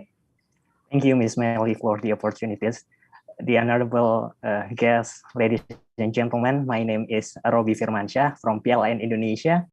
And it's really honor for me to be here in front of you. Meliana tuh siapa sih, Kak? And I will lead this session from National Grid Corporation of the Philippines, entitled Braving the Storm, Securing the Grid. And the speaker of this session will be Mr. Gabriel Salvador J. Maquines, Human Resource Senior Associate from National Grid Corporation of the Philippines. Good morning, Mr. Gab. Good morning, Mr. Robbie, and thank you very much for the introduction. To the organizers, my fellow presenters, and to all the delegates, good afternoon and good morning to some of us. Okay, Mr. Gabriel Salvador G. Maquines is a Human Resource Senior Associate at the National Grid Corporation of the Philippines. And upon graduating with a degree in behavioral sciences, he decided to join NGCP and has been working with the company for almost 2.5 years. And he was recruited through the apprentice program for excellence for high potential graduates to become future leaders for the company. And he is part of company's group that has been taking care of the health of the employees ever since the start of the pandemic. Before we start the session, I would like to remind all the participants, if you have a question regarding this presentation, please put your question on Zoom chat box or YouTube comment box. And without waiting any longer, I welcome Mr. Gap to present the session from NGCP. Mr. Gap, time is yours. Thank you very much, Mr. Robbie. Again, good morning and good afternoon to all of us. So the past year has been full of difficulties and uncertainties. With the onslaught of the pandemic, the troubles that we usually face have been tougher and somewhat harder to solve. Despite these, we persevered to constantly provide our customers with reliable electricity. It was especially hard for the Philippines when 5 typhoons hit the country in the fourth quarter. The danger of contracting the disease, nonstop rain, floods, and even the additional safety protocols in the place made restorations in the affected areas harder. And even with these obstacles, NGCP was able to quickly bring back energy to these places. Hence the title of my presentation, Braving the Storm, Securing the Grid. I will be highlighting the steps NGCP made against the pandemic, even beyond our offices. So here is a timeline of NGCP's response to COVID-19 and the typhoons. In the first quarter actually of 2020, on March 16, several regions in the Philippines were placed under lockdown starting March 17. So from the announcement, the company worked 24/7 to create the company's policy and plans to fight the pandemic. And within a few days, these policy and implementing rules were announced. The first step was to determine every employee's business continuity plan work arrangement. So to know which ones were required to work on-site and which ones were allowed to work at home. In the end, majority of employees in lockdown areas were working on a work-from-home setup. So at least around 90% of our employees were working at the confines of their homes. And then throughout the months, we decided to gradually increase the number of workforce while still considering the maximum capacity safe during COVID-19. So the physical distancing was kept in place. There are markers where employees could sit and work. Returning employees were tested and were working on-site and work from home on a rotational basis. So for some employees, they could work this week and next week would be another set of employees. And these were determined by their department heads. RT-PCR tests were conducted to grid operators before their shifts and to employees who are required to travel to other substations or other electric facilities. And until now, these are still being implemented. So this is the 10-point scenario-based IRR that NGCP created. First is the strict compliance and observance to company rules. These were enforced to ensure that all employees were safe, both on-site and even for those working from their homes. Second, flexible work arrangements were available. And most of these were in areas that were in strict lockdown, while work-from-home employees, while skeleton workforce, these are the employees who have critical functions and had to be in the office, so they worked on site. And now, since we're gradually increasing the number of workforce, again, we're going to rotational schedule. And then next, to make sure that our skeleton workforce were safe, these were also implemented. First is the return to work clearance. So the employees will be given a clearance that the doctors evaluated based on their health information from the annual physical exam, and they should get negative from the RT-PCR test that we conduct. Next, we have the basic health precautions, such as the observation of physical distancing. We also provided our employees with face masks, both cloth and surgical masks, face shields, alcohol, vitamin C's, and other basic precautionary measures. And to avoid contact on places commonly touched by people, doors were kept open. We also discontinued the fingerprint attendance, so we used our HR system for that. Next, the entry protocols to employees and visitors were also in place. The health and travel declaration form for visitors must be submitted a day before entry for clearance and contact tracing. We also developed an app for easy provision of clearance to employees entering NGCP facilities. We call this the health monitoring checklist. So employees will submit a form, will fill out a form, submit it about their current health status, the places that they have gone to, and our doctors and nurses will evaluate this and will give the employee a clearance or non-clearance to enter NGCP facilities. And then once they have this, and before entering the premises, the guards will check their clearance and they will scan their temperature as well. And even for those that are in a work from home setup, they were also allowed to visit sometimes if they had to get some documents that were important.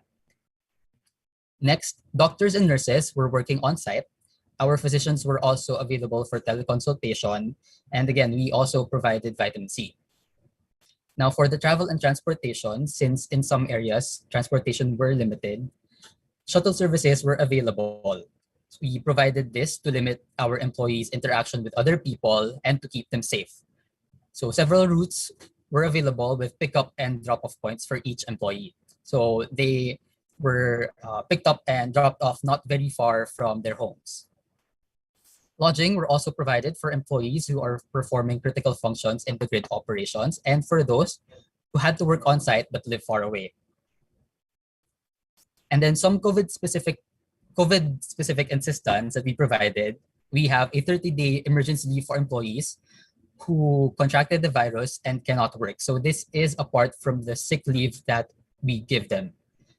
Employees can also avail of emergency loans, and just recently, we were given our hazard pay for those employees that had to work on site. Okay. So in October to December 2020, 5 typhoons hit the country, and restoration activities had to be done to bring back the electricity in those areas.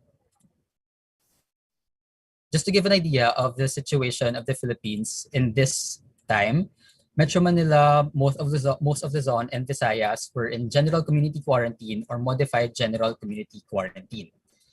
So these had slightly eased lockdown rules, limited travel and public transportation, and local government units had their own border rules and requirements. So some needed a negative COVID test result to be allowed to cross that city or that municipality, and some required medical certificates. Now, these are some of the typhoons that hit the Philippines. We have Typhoon Quinta from October 24 to 26. These all landed in southern Luzon, and these all happened within a month. So Typhoon Quinta, I believe, also devastated Vietnam. Super Typhoon Rolly, which was a much more intense typhoon, and Typhoon Ulysses. And aside from these two, there was also Typhoon Pepito from October 20 to 21, and Typhoon Vicky from December 18 to 19. But I will just focus on these three.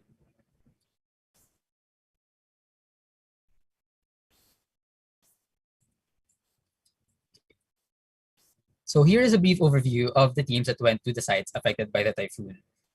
I will not dwell on this too much, but I would like to highlight that all of these employees were given necessary personal protective equipment or PPEs. There were medical personnel that constantly check on them, and we had to ensure this because the sheer number of employees in the restoration sites meant that the chances of getting COVID there were increased. So aside from the line crews of South Luzon, we also brought other line gangs from other regions. We brought quite a lot. We utilized multiple trucks and even helicopters to quickly finish the restoration. Okay, so here is Typhoon Quinta. So this ravaged South Luzon from October 24 to 26 and brought heavy rainfall and extreme flooding. So this broke a lot of our towers and poles. And if you would look at this picture on the left, I don't know if you can see it, but our linemen are wearing face masks. So we made sure that everyone in the restoration followed the safety protocols. And as mentioned earlier, these PPEs were given to them prior to the restoration. These included face masks, face shields, alcohol, vitamins, and etc. Now, because of our nonstop work, most of the power lines that were affected were restored in around 16 hours. And this is despite the continuous storm and damage caused by the typhoon. And then immediately after Quinta ravaged southern Luzon, Super Typhoon Rolly arrived. This was an even more powerful storm and caused worse destruction compared to Quinta prior.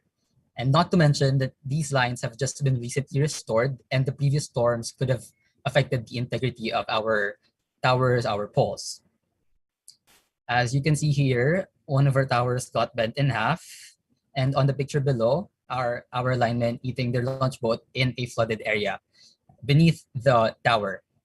Because of the damages of both storms, it was difficult to reach these affected towers. But despite that, we were able to finish our restoration way ahead of schedule. So as you can see in this infograph. And here are some more photos showing the destruction caused by Typhoon Rolly. Towers completely toppled over, floods surrounding our towers and poles. And here is our linemen almost finished with the restoration of the poles, and of course, following the basic health protocols. And lastly, we have Typhoon Ulysses.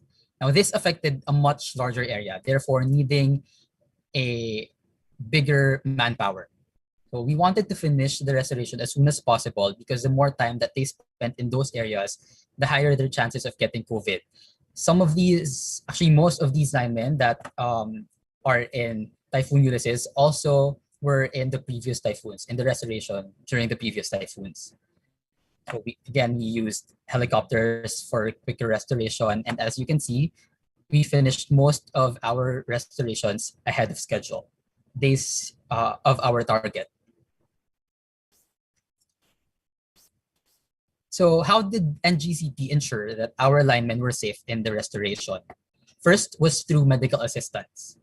In the morning, medical personnel do orientation to the groups, how to keep them safe, reminders of the safety protocols, and then after the orientation, they check their vital signs to make sure that everyone was fit to work that day. So they check their blood pressure, temperature, and all the other vital signs. Medicines, first aid kits, vitamins, alcohol, surgical masks were all packaged and distributed to line gangs. So this was done every day. Here is an example of those kits. Doctors and nurses were also present in several restoration sites, providing medical support to those in need. One doctor on standby in the nearest substation, nurses roving to check on the line gangs, scattered medic stations near them. And aside from that, we also had an isolation room, actually a tent. So if there are employees that show symptoms of COVID, we isolate them away from the other people and we check on them. And then here are some more photos. As you can see, our medical personnel checking the vital signs of the employees, as well as here, the preparation of these materials. And here, it's not really a medical assistance, but a birthday cake is being given to an employee during the restoration. So again, we still had time to celebrate, but we did it safely. And it's important to keep them engaged and, to boost their morale. And these are the PPEs and medical supplies that we gave to the linemen in the restoration sites. Yeah, face masks, face shields, raincoats and boots. These were very important because, again, the rain was continuous even during the restoration. So to keep them healthy, we gave them vitamins and medicines, liquid soap, for alcohol, and disinfectant spray for disinfection against COVID-19, and first aid kits. Now, for the food and accommodation. For the food, there were several ways that they were provided with food. For breakfast, some hotels gave them free breakfast that was part of what we paid them. Some breakfasts were delivered from the substations to the hotels for those whose hotels did not provide them food. Pardon me, Mr. Gip, 1 minute left. Okay, sure. For the lunch, they were delivered to the field. For dinner, food supply were received from substation or delivered to the hotel, or the hotel provided the dinner. And for the accommodation, we made sure that they observed physical distancing. So a maximum of 2 to 3 people per room in that room. So that depends on how big their room is. And then lastly, what are the results of these efforts? So after almost a month of restoration, only 1.3% of those who went to the restoration tested positive once they got back to their homes. It is possible that they may have contracted the disease when they were going back. So as you can see, only a fraction of those who went tested positive, and majority, which is 99.35%, did not get the virus. So a total of 11 actually tested positive, but they were only mild or asymptomatic. And take note that this is after an average of 25 days of being in the restoration sites. Okay, so that concludes my presentation, and those are the steps that NGCP made to secure the grid while protecting our employees. I hope that you were able to learn from our experiences. Thank you very much. Thank you, Mr. Greb, for the impressive explanation about COVID-19 management in NGCP. What I highlight from your presentation is the COVID-19 become worse in the Philippines because there are several typhoons strike the country and damage the electrical utility. But the NGCP already managed it well by ensuring three things. The first one is medical assistance, and the second one PPS and PPS medical supplies, and also food and accommodation. So the restoration running smooth. After this, we will jump into Q&A session. And for the first question, I will give it to Melly to read the question. Okay, thank you, Mr. Robi. So, ladies and gentlemen, now we're going to the question and answer session. There are some questions from the audience. I will read the question and will be answered by the speaker. For the first question from Mahruri Arif Wicaksono from Lampung University. According to Ms. Deti Elviani, what is the government's policy and the use of electricity in the community? Because only certain people get relief, so that there is a gap between communities during the COVID-19 pandemic. So, Ms. Deti, please to answer it. Yes, thank you for the question. The question is in Indonesian language is stimulus untuk listrik ya. The Minister of Engineer and of Energy already determined for electricity stimulus during COVID, refer to its regulation from government with certain criteria of customer who will receive the stimulus of electricity. That's the question, Melian. Is the answer? Thank you. Thank you for the answer. So I give it back to Mr. Robi for the second question.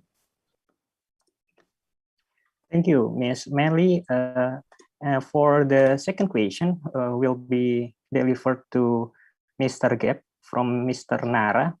The question is, are there any problems occur in supply chain, human resource allocation, and so on, despite such a crisis management guidelines? You can answer it. Yes, actually there was, especially during the first part when the lockdown was announced. Again, the lockdown was announced a day before the actual lockdown. So we had to explore different places where we could buy face masks, alcohol, and all the other materials. But then once the lockdown restrictions eased, we were able to buy from different places. It was easier, and we also received a lot of donations from other local government units and from different places. So that made the supply adequate for all employees. And during the restoration, since it was already in the fourth quarter and a lot of the stores were already open, we were able to supply to get the necessary supplies easily. Okay, thank you, Mr. Gap, for the answer. So this is the end of the second session. Thank you, Mr. Gap, and also Ms. Deti for delivering amazing presentation for this session. And we will jump to the third session. And I will also lead the last session of today, and there will be two presenters in this session. The first one from IGAT Thailand and the second one from Meralco, the Philippines. And for the first presentation in the third session will be delivered by Dr. Chattapong Wongworachate, Medical and Health Department from Electricity Generating Authority of Thailand.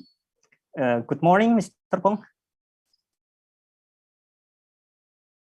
Mr. Pong, can you hear me? Good morning, everyone. Good morning. Good to see you, Mr. Pong. Mr. Pong was graduated from Neres One University, majoring medical science. He is a medical doctor, and he continued his study to orthopedic residency in Chiang Mai University, Thailand. And he is also member of the Thai Board of Orthopedic Surgery and specialist in sport medicine. And in this presentation, Dr. Pong will share to us about crisis management for COVID-19 from the IGAT's experience. So, Mr. Pong, time is yours. I will share our slide.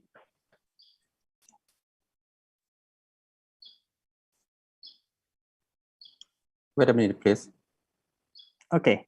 So while waiting, Mr. Pong preparing his presentation, I want to remind all of participants, if you have any question related to this session or this presentation, please drop your question on the Zoom chat box in the Zoom application or in the YouTube comment section, and it will be read on in the end of this session.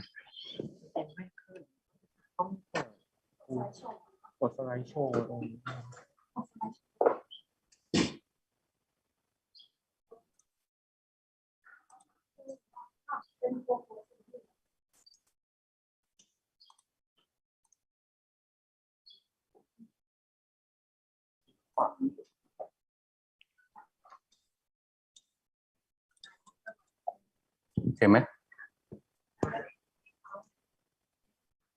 Are you seeing my presentation? Not yet, Mr. Pong. Okay, wait a minute, please. Or I will help you to share the presentation if still there is a problem within your connection.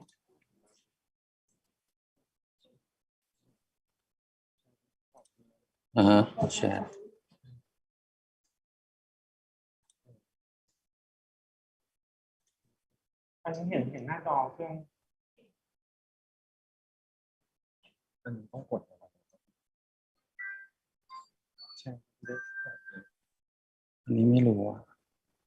Okay, I will help you, Mr. Pong.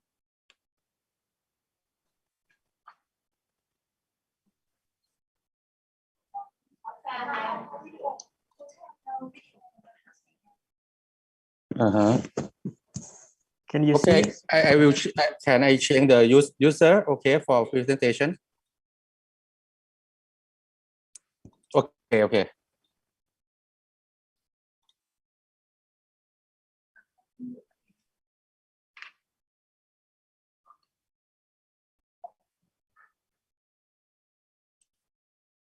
Okay. Good morning, everyone. Today, I would like to sharing our experience how to get management from COVID-19 emerging until widespread to the world. Let me introduce myself first. My name is Dr. Chattapong Wongworachate. I am orthopedic surgeon from Medical and Health Department of Electricity Generating Authority of Thailand. Next slide, please.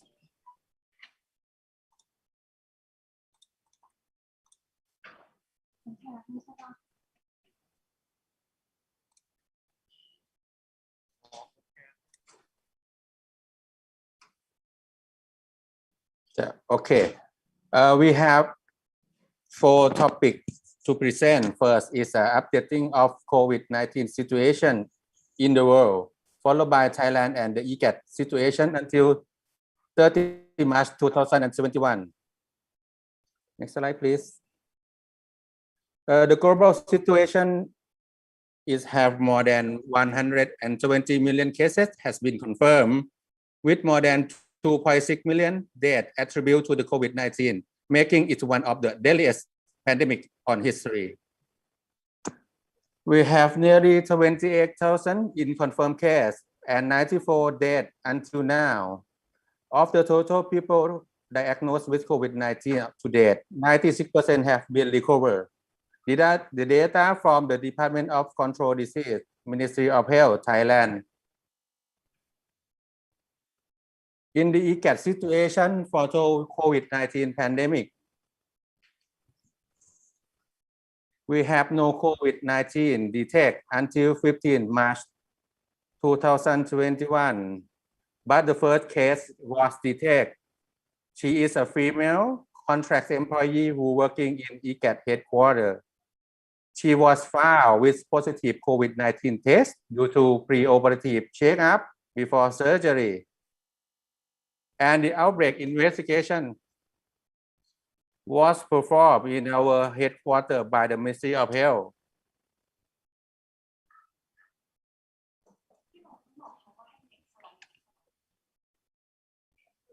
Okay. Now we sharing about the plan for emergency response with COVID-19 pandemic, which form a part of the ICAT accountability framework. Next slide, please. As you know, the BCP will increase resilience in the face to potential disruption on the organization and ability to operate during emergency.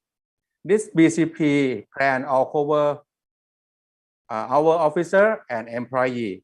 We use the BCP for emerging infectious disease and dangerous communicable disease for response with COVID-19 pandemic. The main objective of this BCP are guarantee the safety of ICAT or employee, premises, and assets. The second is maintain critical ICAT program and operation. And the last objective is ensure ICAT able to deliver a swift and effective emergency response to COVID-19.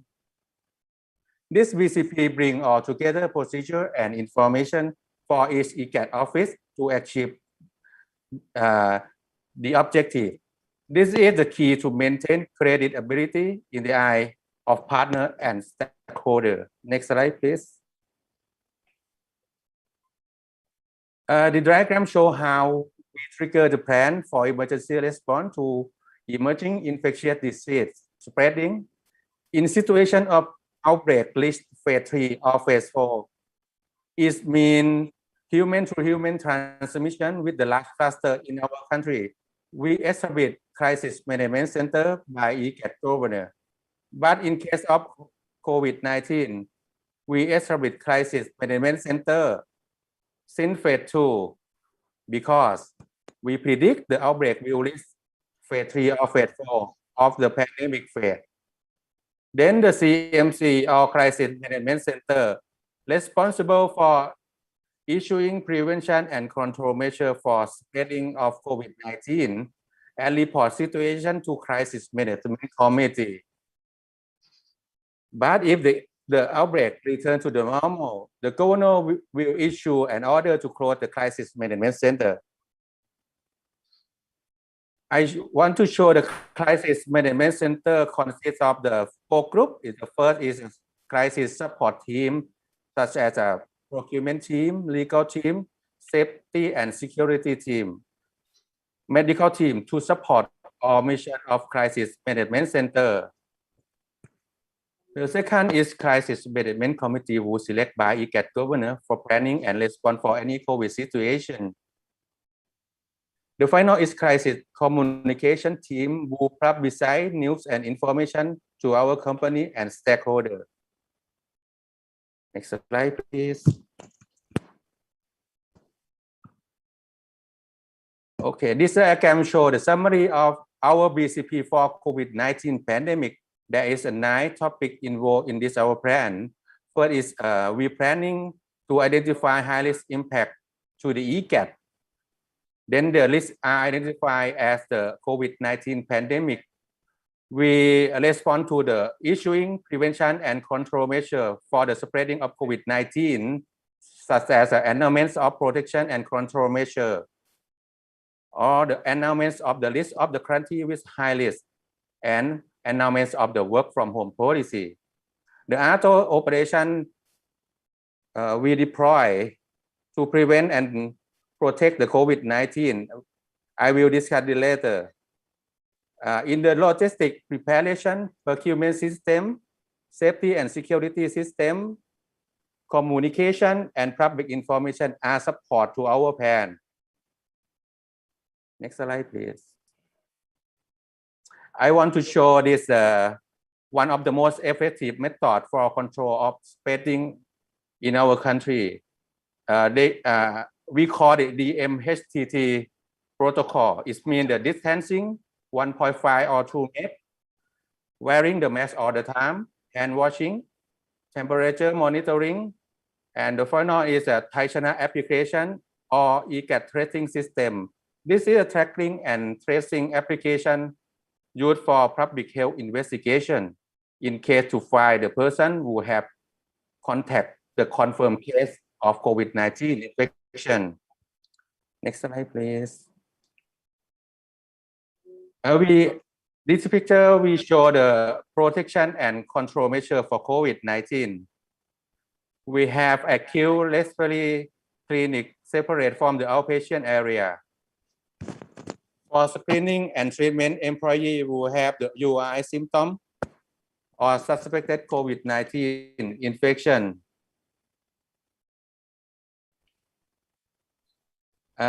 This is a new policy that emerged during the COVID-19 outbreak.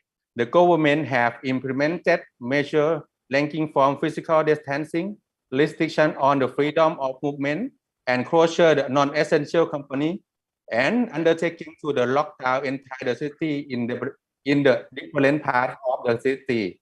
Because the reducing face-to-face contact is important action to mitigate the impact of COVID-19. Thus, our company are exploring working from home or working from anywhere as alternative working arrangement. Okay, next slide, please. Okay, I mentioned the work from home and work from anywhere. Next slide, please. Okay, now we focus on the measure for our core business. In pre-crisis period, the protection and control measures similar to the non-core business, such as a restricted area, screening station, and thermal scanning, zoning of working area.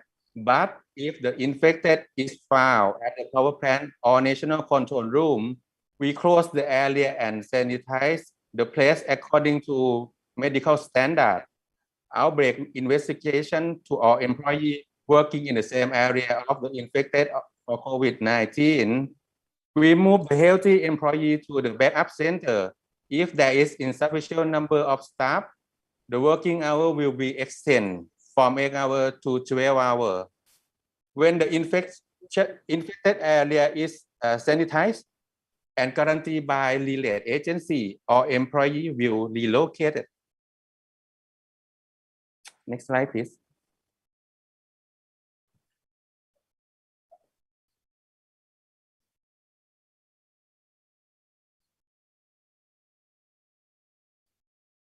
Okay, in crisis period, we set up the backup power plant control center and back up the team for operate even the main control center is unable to operate.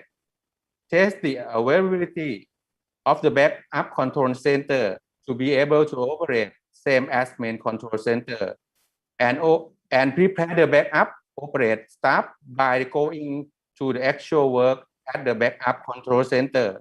Then we calling the experienced staff who used to work in power system control to come back in urgent needs.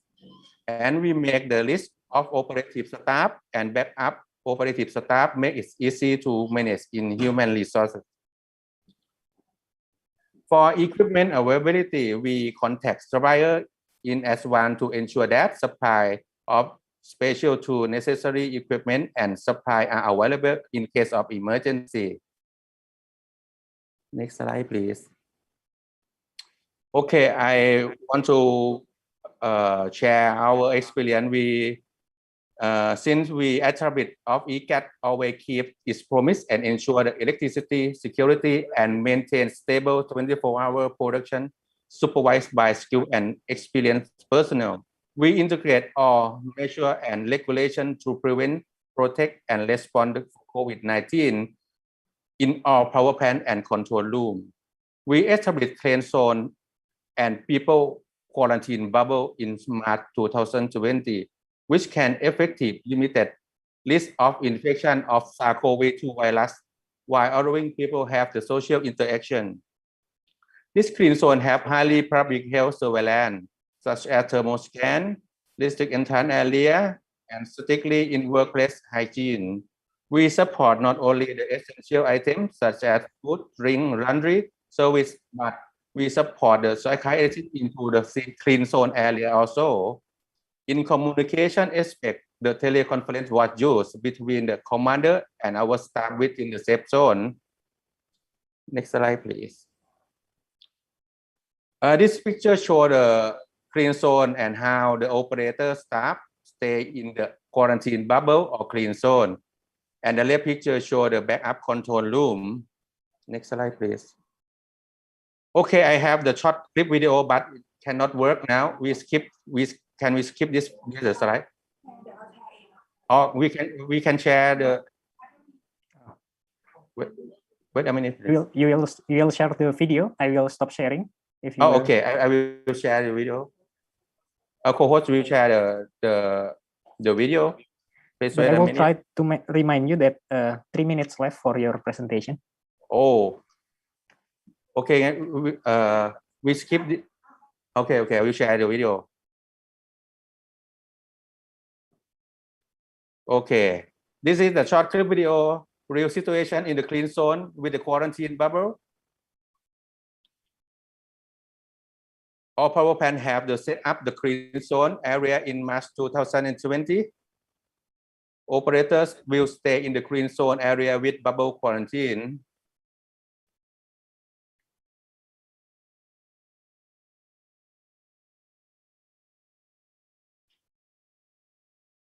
We use a teleconference meeting and report situation to the commander and operative staff.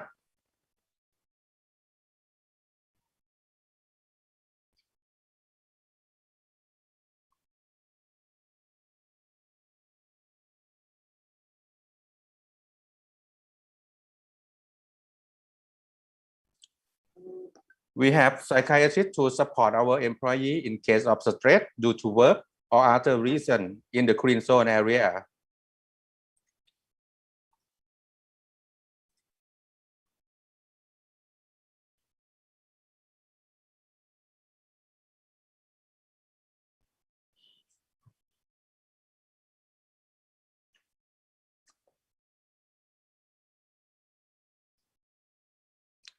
Because the objective of this project is zero COVID in the power plant area for keep electricity security. Because stability of electrical power is most important for us. Until now, we have not yet found a person infected in clean zone.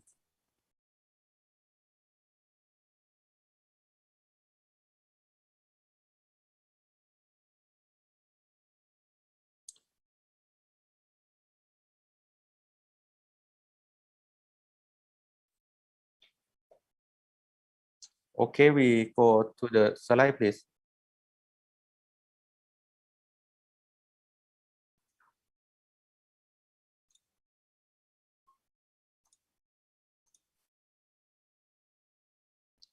Okay, we are also prepared to vaccinated.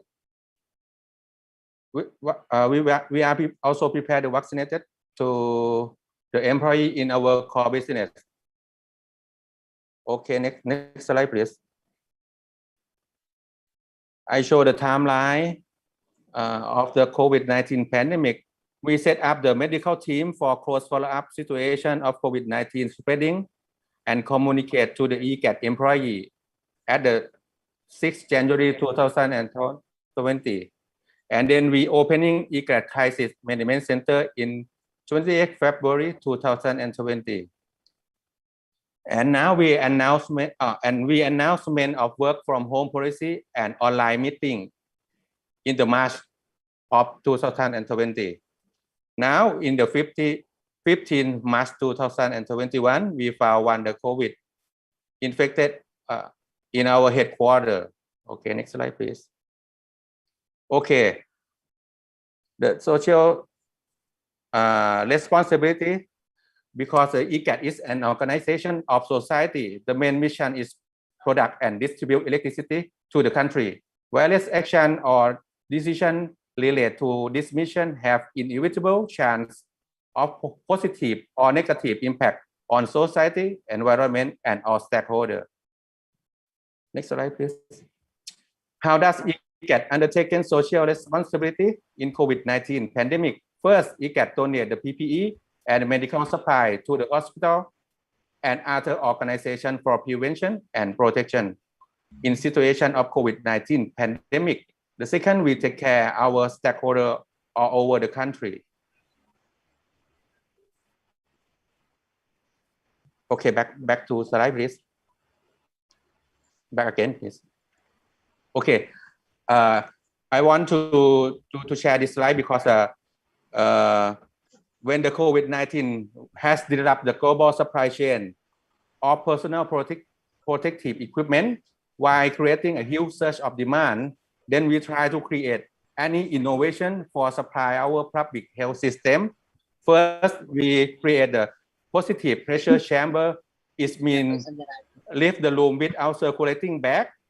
In the medical setting, positive pressure chamber allow the staff to keep in the safe in the chamber from infection disease of the surrounding environment. Second, negative pressure room use a lower air pressure or low outside air into the chamber. The negative pressure chamber in medical setting for the isolated patient with infectious condition, we can call airborne infection isolation chamber. Third, we are produce the hand sanitizer with 70% alcohol concentration by chemical department of the ICAT. And we are also build a food pedal sanitizer dispenser for support the surrounding community, school, hospital, and other organization. Excuse me, Mr. Pong. 30 seconds left for your presentation. The fifth innovation of the power air purifying respirator or PAPR, which used for the respiratory intensive care unit. Okay, next slide, please. Okay, this picture show we provide the medical supply to the hospital. Next slide, please. That's I provide a sanitizer to the government agency too. Next slide, please. The production of sanitizer. Okay, next slide, please. Okay. This is called a power air purifying respirator. Each type of respirator used to safeguard of healthcare worker against the contaminated air. The next slide, please.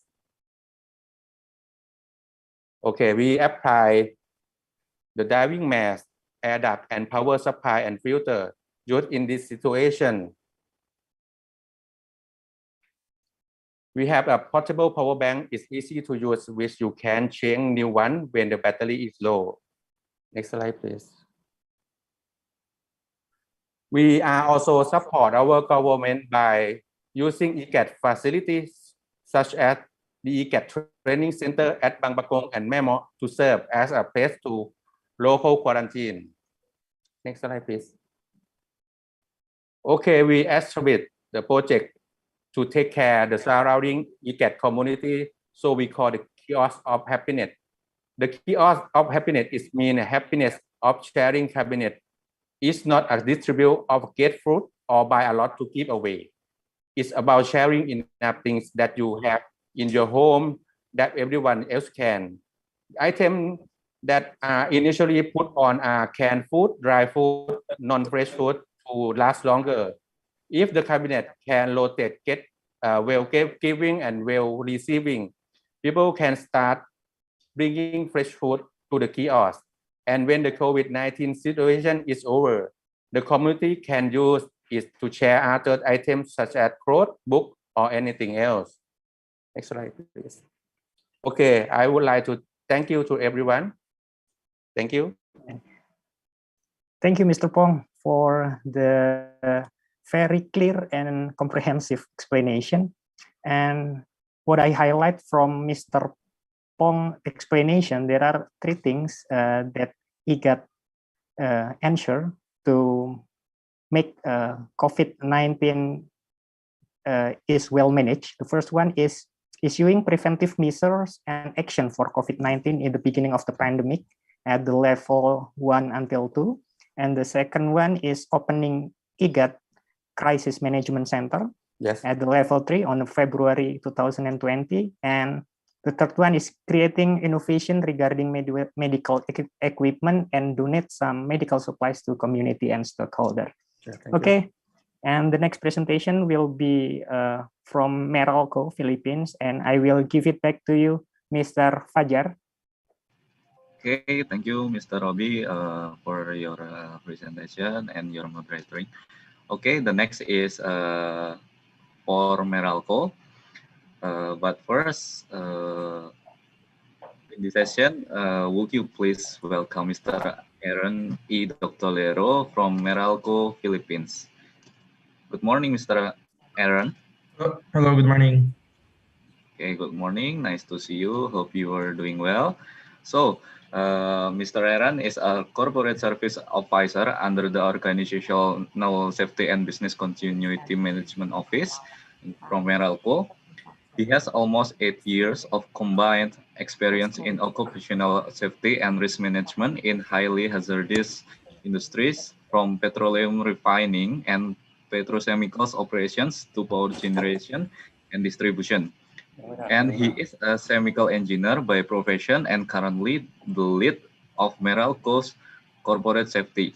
Today, Mr. Aaron will present to us about keeping the lights on in the new normal, business continuity.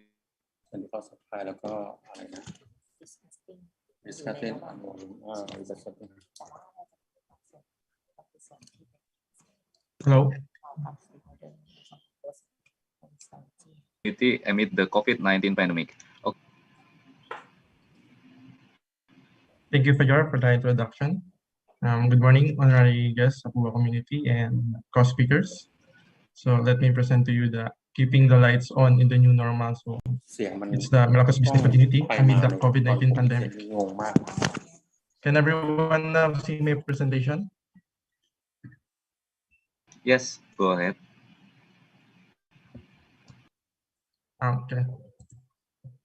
So to give you an overview of the presentation, I will be presenting the COVID-19 situation in the Philippines. So the timeline, events, and how the pandemic impacts Meralco's operations. And then at the same time, I'll respond or our people continuity plan in response to the COVID-19 pandemic.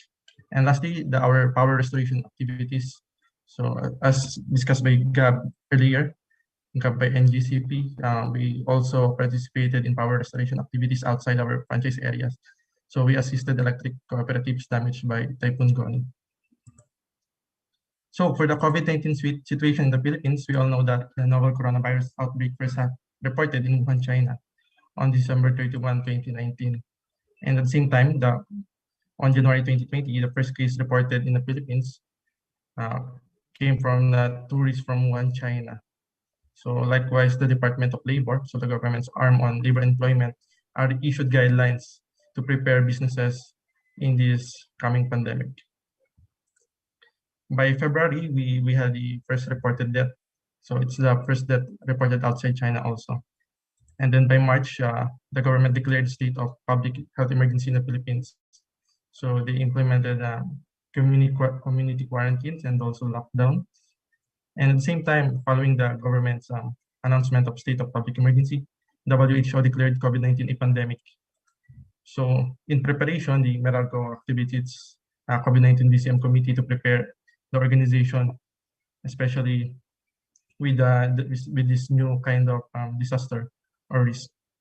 And then by April, the Department of Trade, together with the Department of Labor, issued an interim guidelines on COVID-19 prevention and control at the workplace. This is the first comprehensive guidelines that reflects the prevention and control protocols to manage the COVID-19 in the workplace.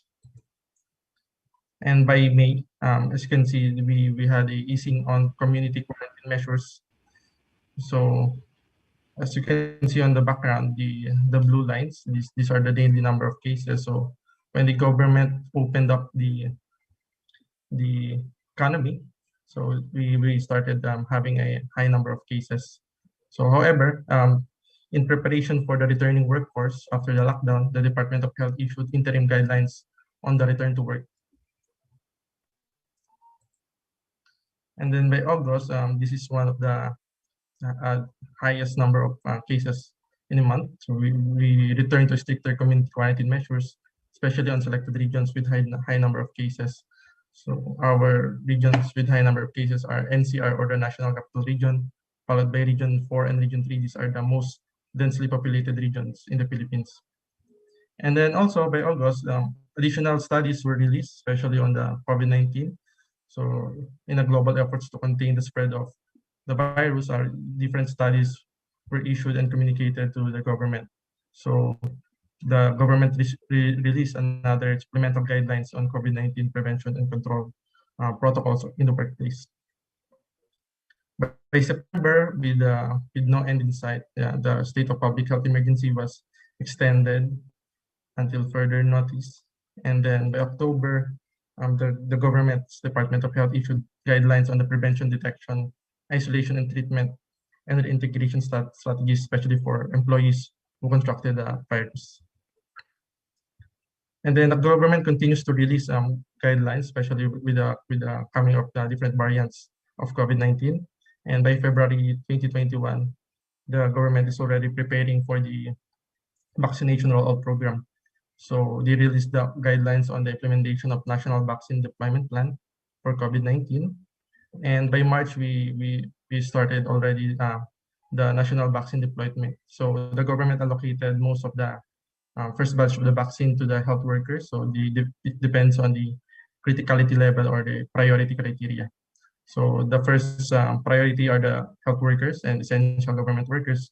And the second are the most vulnerable sectors. So these are the senior citizens. However, with the continuous rise of COVID cases, on March, the government implemented strict quarantine measures on selected regions due to increasing cases. So far this March, we had the worst number of daily cases. So we reached up to 10,000 on a single day. So how this pandemic impacts business operation of Meralco? So as you can see, Meralco operates in the National Capital Region, the Region 3 and the Region 4A.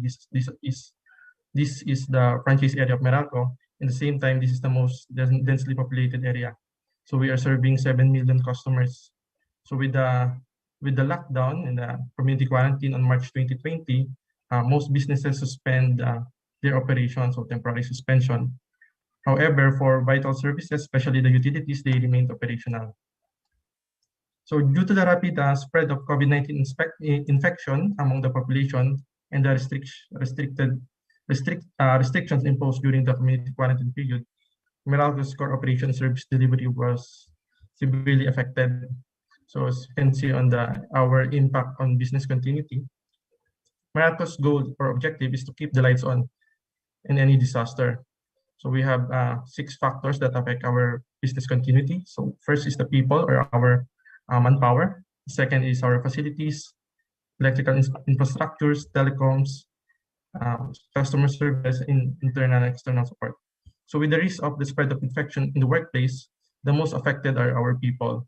So followed by our customer services. So without our manpower, we will not be able to deliver our critical services to our customers. And then lastly is the internal and external support, especially to our frontliners. So with this, it greatly affects our business continuity plan, and we need to respond to these new challenges and adapt to the new normal. So we developed a COVID-19 OSH program specifically for our people, so our workforce, especially the employees, contractors, and our other service providers. So we base our COVID-19 OSH program in the risk prevention and control barrier models. So we all know that the COVID-19 pandemic spreads easily, and at the same time, it's a matter of time before it enters our workplaces. So before it can result to uncontrollable spread of infection, especially affects our service delivery due to lack of manpower. So we need to control this risk and apply barriers. So we use the two barrier model. So we have preventive controls or preventive measures, and then the other one is the control measures. So we use two barriers because in principle there are no perfect barriers. So our prevention protocols is based on the Safe 6 Essentials by Cushman Wakefield. So these are the workplace preparedness, workforce preparedness, physical distancing plan, control workplace access, reduction of touch points in cleaning, sanitation, and disinfection, and at the same time communicate for confidence. Likewise, our control measures is based on the government's national response plans. So it's the detect, isolate, and treat workers who contracted the virus. So to prevent the entry of COVID-19 in the workplace, so we need to adjust to the new normal. So we ready our workplace and our workforce to this adjustment. At the same time, we develop our policies to adopt and institutionalize government protocols and industry best practices. So we combine this one with our Safe 6 Essentials to come up with our prevention measures. So for our prevention measures, let me run down this to you. The work area reorientation, we implement the 2-meter physical distancing strictly in all our facilities. And then for those areas that cannot meet the 2-meter physical distancing requirement, we install physical barriers, especially in our business centers where customers frequently went to raise their concern. And at the same time, we improve our ventilation in our workplaces. So there was a study before that, although that the virus is not airborne, those micro droplets that are released into the air can circulate in the offices. So we need to improve our ventilation to address that. So we maximize our natural ventilation by opening windows, doors, and at the same time we installed mechanical ventilation in offices and also installed air purifiers. Also, we provided sanitation resources for our employees and for the buildings to ensure that the cleaning and disinfection processes are successfully implemented. And then lastly, we installed markings and guides to guide our employees inside the buildings and offices on the physical distancing requirement. Also, as part of our workplace preparedness and physical distancing plan, we transition to online platforms. So face-to-face meetings are strictly not allowed. And then customer-related transactions concerned are processed through online platforms. So we use the Meralco Online, and then at the same time, we use our digital platforms to communicate and social media platforms to communicate with our customers. And then with the lockdown restrictions, so one of the affected is the transportation of the employees. So we provided transportation support to assist employees during limited public transport and minimize their exposure. And then lastly, with the use of PPE, so we had a large amount of infectious waste generated in our facility. So currently, the Philippine government had guidelines and restrictions on the disposal of infectious waste. So we aligned with the government requirements and require all employees to properly segregate their infectious waste. So for the workforce preparedness, we managed to implement a work arrangement plan for our employees and contractors. So those most at-risk employees, these are the employees about 55 years old, and at the same time, pregnant women and employees regardless of age, those with comorbidities or with those with health conditions are restricted from working on site. So they were advised to work at home. And for our mission critical positions, those like our linemen and frontline services, we require them to undergo the flexible working schedule, wherein they attend or they report on site on staggered schedule. And then Likewise, for the returning employees, those who undergo a long period of lockdowns or quarantines, we implemented the re-entry testing program. So we require those employees to undergo COVID-19 testing. And also we also include our service providers. And then we also provided PPEs or personal protective equipment. So we distributed our PPEs based on a risk-based exposure. So those with higher risk of contracting the virus due to the limited supply of the PPE, we prioritize them and give them the maximum protection or the maximum PPE for the activity. And then for those office workers or those working in the offices and with less exposure, we gave them the minimum required PPE. However, with the continuous increase in the supply of the PPE, so eventually we went back to normal. And at the same time, Meralco is donating PPEs to our frontline hospitals is in charge in responding to this pandemic. And then likewise, we provided health and wellness support to our employees. So we distributed vitamins, we launched a flu vaccination program, and then at the same time, we launched physical and mental wellness program. So this pandemic brought a lot of stress to employees, and at the same time, the mental stress is taking a toll in our workforce. So we continuously provided them with support and counseling. So we also control our workplace access. So we restricted our workplace to those essential services. So we launched a health entry screening. So we use digital platform. We utilize the digital platform to screen entering employees, entering contractors, and at the same time entering customers. We also keep the records for contact tracing. And then we also control non-essential access, so visitors with no official visit and non-essential delivery services and are temporarily banned in our offices. And for travel protocols, we limit travel to high-risk areas. And we also set guidelines to employees who are taking an essential visit to those severely affected areas. And lastly, we have facilities for employees where they can do exercise, where they can do social events. However, with this pandemic and the restriction on mass gatherings, we temporarily closed these facilities to avoid mass gatherings.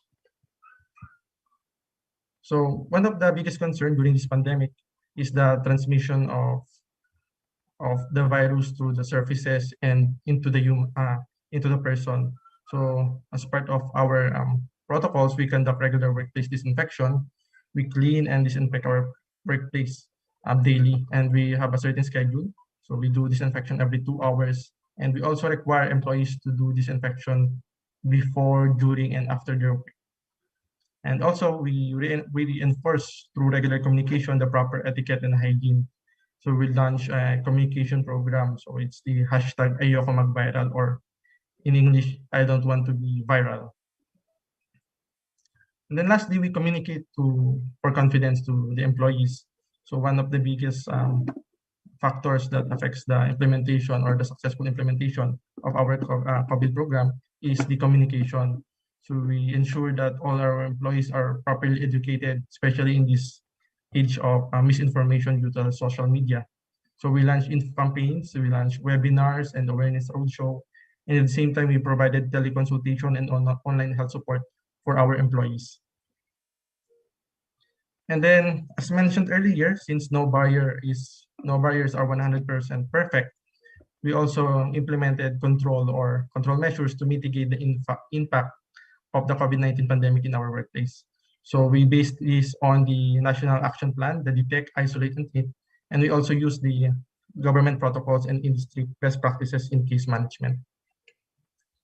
So to control the spread of COVID-19 in our workplace, we launched the daily health screening and monitoring. So we use the online application, so they just scan the QR code, report their conditions. If they have exposures, they were immediately advised and isolated. And if there are symptoms, they were immediately informed, and they are required to report to our medical hotline. So at the same time, we do proactive contact tracing. So when there are index patient or reported confirmed case in our workplace, we identify the first-gen contacts and the second-gen contacts. So for the first gen contacts, they are required to undergo the mandatory quarantine, and they must be cleared by the doctor before they are allowed to return to work. And then for the testing, okay, for the testing, we also conduct various tests for our employees. So we do surveillance testing for our frontliners and essential workers. We do screening testing for those who travel to high prevalence areas. And at the same time, we do diagnostic testing for symptomatic and close contact cases. So for isolation, we establish isolation facility for our for offices. So we have isolation facility in our Meralco Operating Center in Ortigas. And at the same time, we have designated quarantine facility for those employees who cannot comply with the home quarantine requirements. So they can use this facility for free. And then lastly, to treat the employees, we do daily health monitoring. We use our digital platforms and hotlines to check our employees, and we provided medical support. So we provided them with COVID-19 kits and containing medicines and PPEs. We organize our medical team to provide patient transport and endorsement to hospitals for medical treatment. And then for workplace disinfection, we regularly conduct lockdowns for those areas where there is a confirmed case. So we follow the government protocol of 24-hour lockdown. So lastly, we need to ensure that the cases are properly reported to proper authorities. So we do the notification and reporting aligned with the government requirements.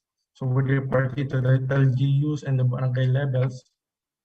And then we do workplace reintegration for recovered patient. So we required patient to undergo medical screening, so to ensure that they are fully recovered before they are allowed to return to work. So way forward, we do monitoring of cases. So this is necessary to adjust and improve our protocols, especially with the recent variant of COVID-19. We do continuous alignment with the government and industry's best practices. At the same time, we are targeting to vaccinate our employees. So we have the vaccination program. So the target is this by third quarter of 2021. So this includes not just employees, but also their dependents. So to give you an example of our power restoration activities during the pandemic, Meralco was called to respond to the severely affected regions during the Typhoon Goni. So as discussed by Gab earlier, Typhoon Goni or Typhoon Rolly affected the Bicol region on October 31, 2020. So it resulted to massive damage in power facilities. And despite the pandemic, and at the same time, the typhoon also impacted the franchise area of Meralco. So Meralco still sent a 216 strong contingent to support the local electric cooperatives in the Bicol region. So we follow the strict protocol set by the government. At the same time, we develop a protocol to help our employees who will be sent to the contingency to ensure that they are safe from the COVID-19 pandemic. So we follow the protocol, the pre-screening, and other preparations. So all volunteers are required to undergo RT-PCR testing, and then they must be cleared by the doctors before they are allowed to participate in the restoration activity. And then each contingent that was sent to Bicol, they have at least one safety officer, a full-time security, an incident response team trained on emergency medical services, first aiders, and disinfection team to support them. So during the restoration, all our employees undergo daily health screening, and they receive COVID PPE. So to protect them especially, and also to protect those the communities where will they be deployed. And we continuously reinforce COVID-19 prevention and control protocols to our employees during the restoration activity. So we conduct daily huddle meetings to discuss them and remind them the physical distancing requirement, wearing of PPEs, and proper etiquette. Then we also handle our infectious waste and disinfect our facilities. So we deployed a disinfection team to clean the sleeping areas of the deployed contingency forces. So they also dispose properly the face mask and other COVID PPEs generated during the restoration activity.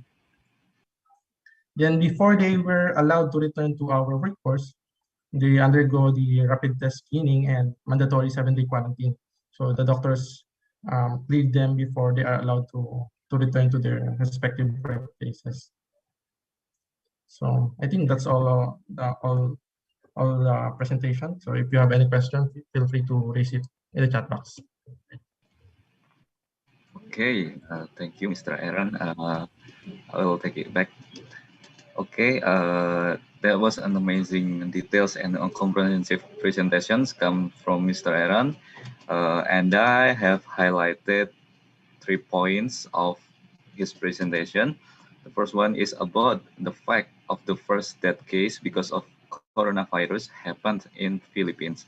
That was be a shock moment for the Philippine country. And then also Meralco operates in the regions with the most number of COVID-19 cases in Philippines.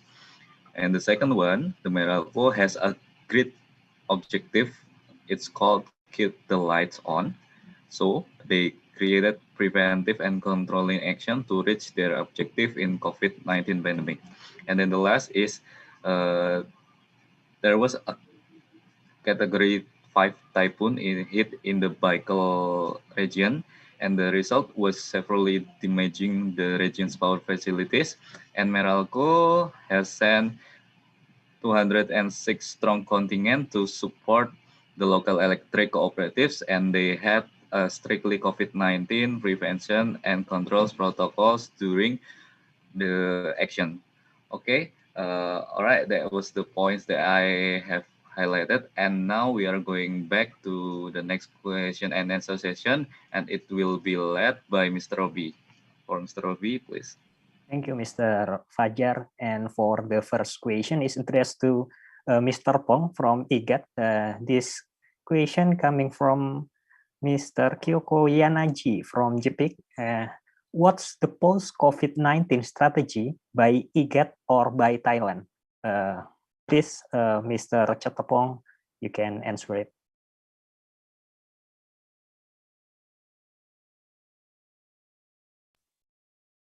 The question is a strategy after COVID-19, right? Yeah, the post COVID-19 strategy by IGAT or by Thailand. Okay, now we have a new attitude, new normal attitude after COVID-19. We create the work from home and work from anywhere policy. Now we implemented after the post-COVID-19 pandemic.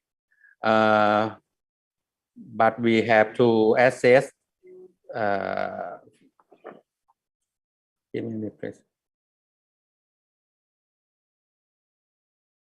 We assess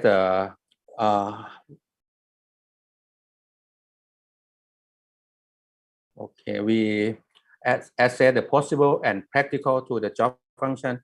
Not everyone can work from home or anywhere. We identify the job function and take its can done offsite. And after the post COVID-19, and another strategy is the prevention and control.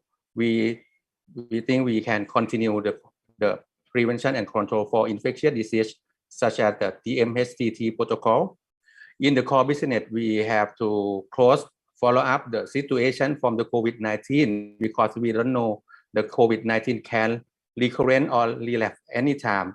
Then the procurement method have to contact the supplier for raw material or anything essential to our company.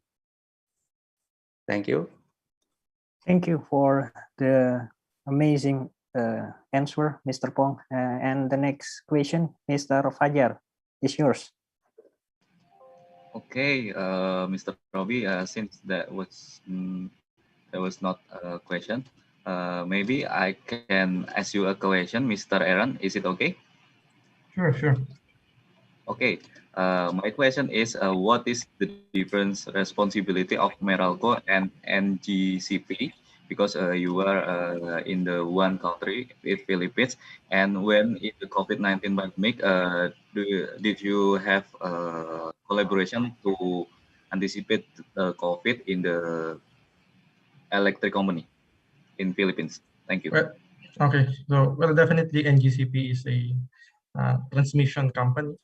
So while Meralco operates as a distribution company, So during the pandemic and during our restoration activities, we respond on a damaged facility in Bicol region. So Meralco also supports the NGCP efforts by sending our subsidiary, the Miascor, to help them restore the damaged transmission facility in the area. Okay, thank you. That was a quite satisfying answer. And then, Mr. Robbie, is there any question? Sorry. One more question for Mr. Pong from the JPIC, also from Mr. Nara. The question is: we Japanese have customs to wear masks in daily life. Do you have any resistance in wearing in a very hot country like Thailand? Mr. Pong, time's yours.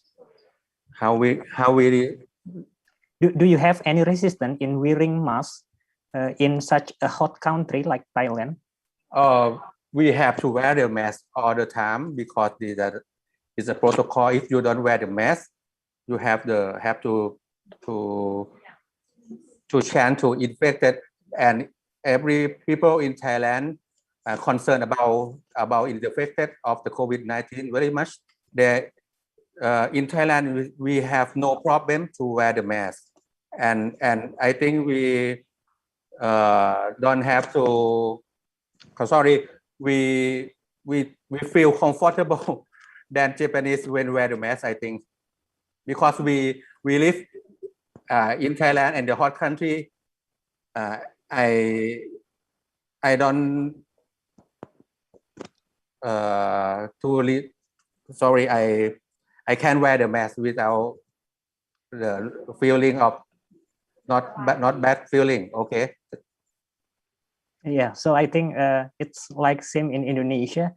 I think the most of people nowadays is knowing the importance of wearing masks, so they obey the rules to wearing the mask.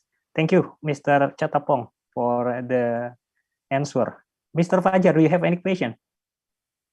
Yeah, I think there's no any question. Okay, since there is no more question for the presenter, so this is the end of the third session of the presentation today, and I will give it back to the MC, Mr. Regan, and also Ms. Fevi. Okay, thank you, Mr. Robbie. Please let's give this big applause for our speaker today. Well, ladies and gentlemen, that is the last agenda of our presentation section today. And I want to say thank you for all the speakers and also all the moderators for guiding our presentation session today. Well, that's right, Ms. Fevi. And here now we proceed to our last agenda. Please welcome Mr. Dia Karima as coordinator webinar to deliver the closing remark. Okay, thank you, Mr. Regan, and also Ms. Fevi. Assalamualaikum warahmatullahi wabarakatuh. Good afternoon, ladies and gentlemen. Ohayo gozaimasu. First of all, let me express my gratitude to Mrs. Sophie F. Rukman as the Director of Human Capital Management PLN Indonesia, and Mr. Nara Nagatoshi as the Director of JPIC, and also all the speakers from SP Group Singapore and GCP Philippines, JPIC Japan, TNB Malaysia, Meralco Philippines, PLN Indonesia, EGAT Thailand, all the hosts, all moderators, and all participants around Asia. Thank you for your attendance, likewise the dedication who made this event run smoothly as it should be. Moreover, to all the attendants for their full attention for the webinar through in this afternoon until this noon. Alhamdulillah, today we have done for almost 3.5 hours of HAPUA JPIC webinar. As we know it, this COVID-19 global pandemic has taught us that we as a team must be adapt to survive, as it represents the greatest test of management in today's history.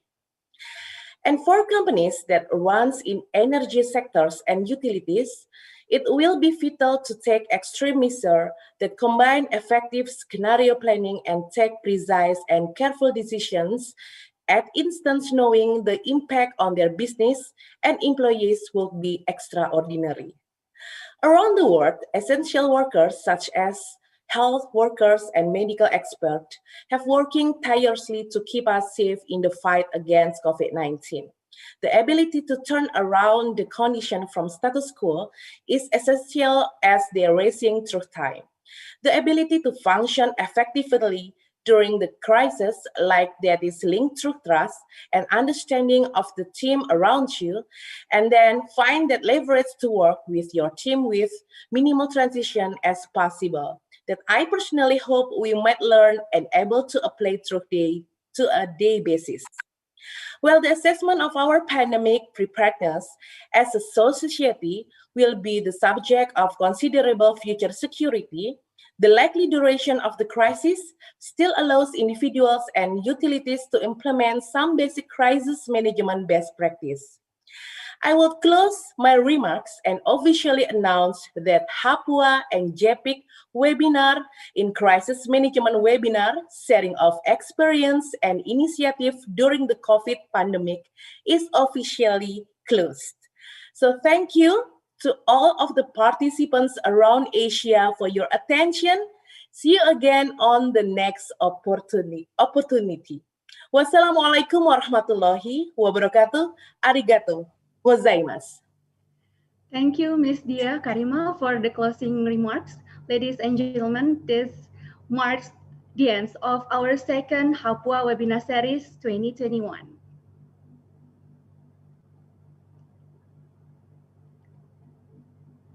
Thank you all. We hope these sharing sessions can give us a remarkable lesson learned for the next development and implementations. And I hope you stay safe and stay healthy. My name is Regan and my name is Fevi. See you on the next HAPUA webinar series 2021. Bye-bye. Bye. Okay, bye-bye. Thank you so much. Bye. Thank you so much. Thank you, everyone. Thank you. Thank Thank you. Oh, see you. Hello, Mr. Nara. Bye. I'm excited today. Okay, good job all the team. Thank you all. Okay, we close for the YouTube session. We close. Fitria. Okay. Okay.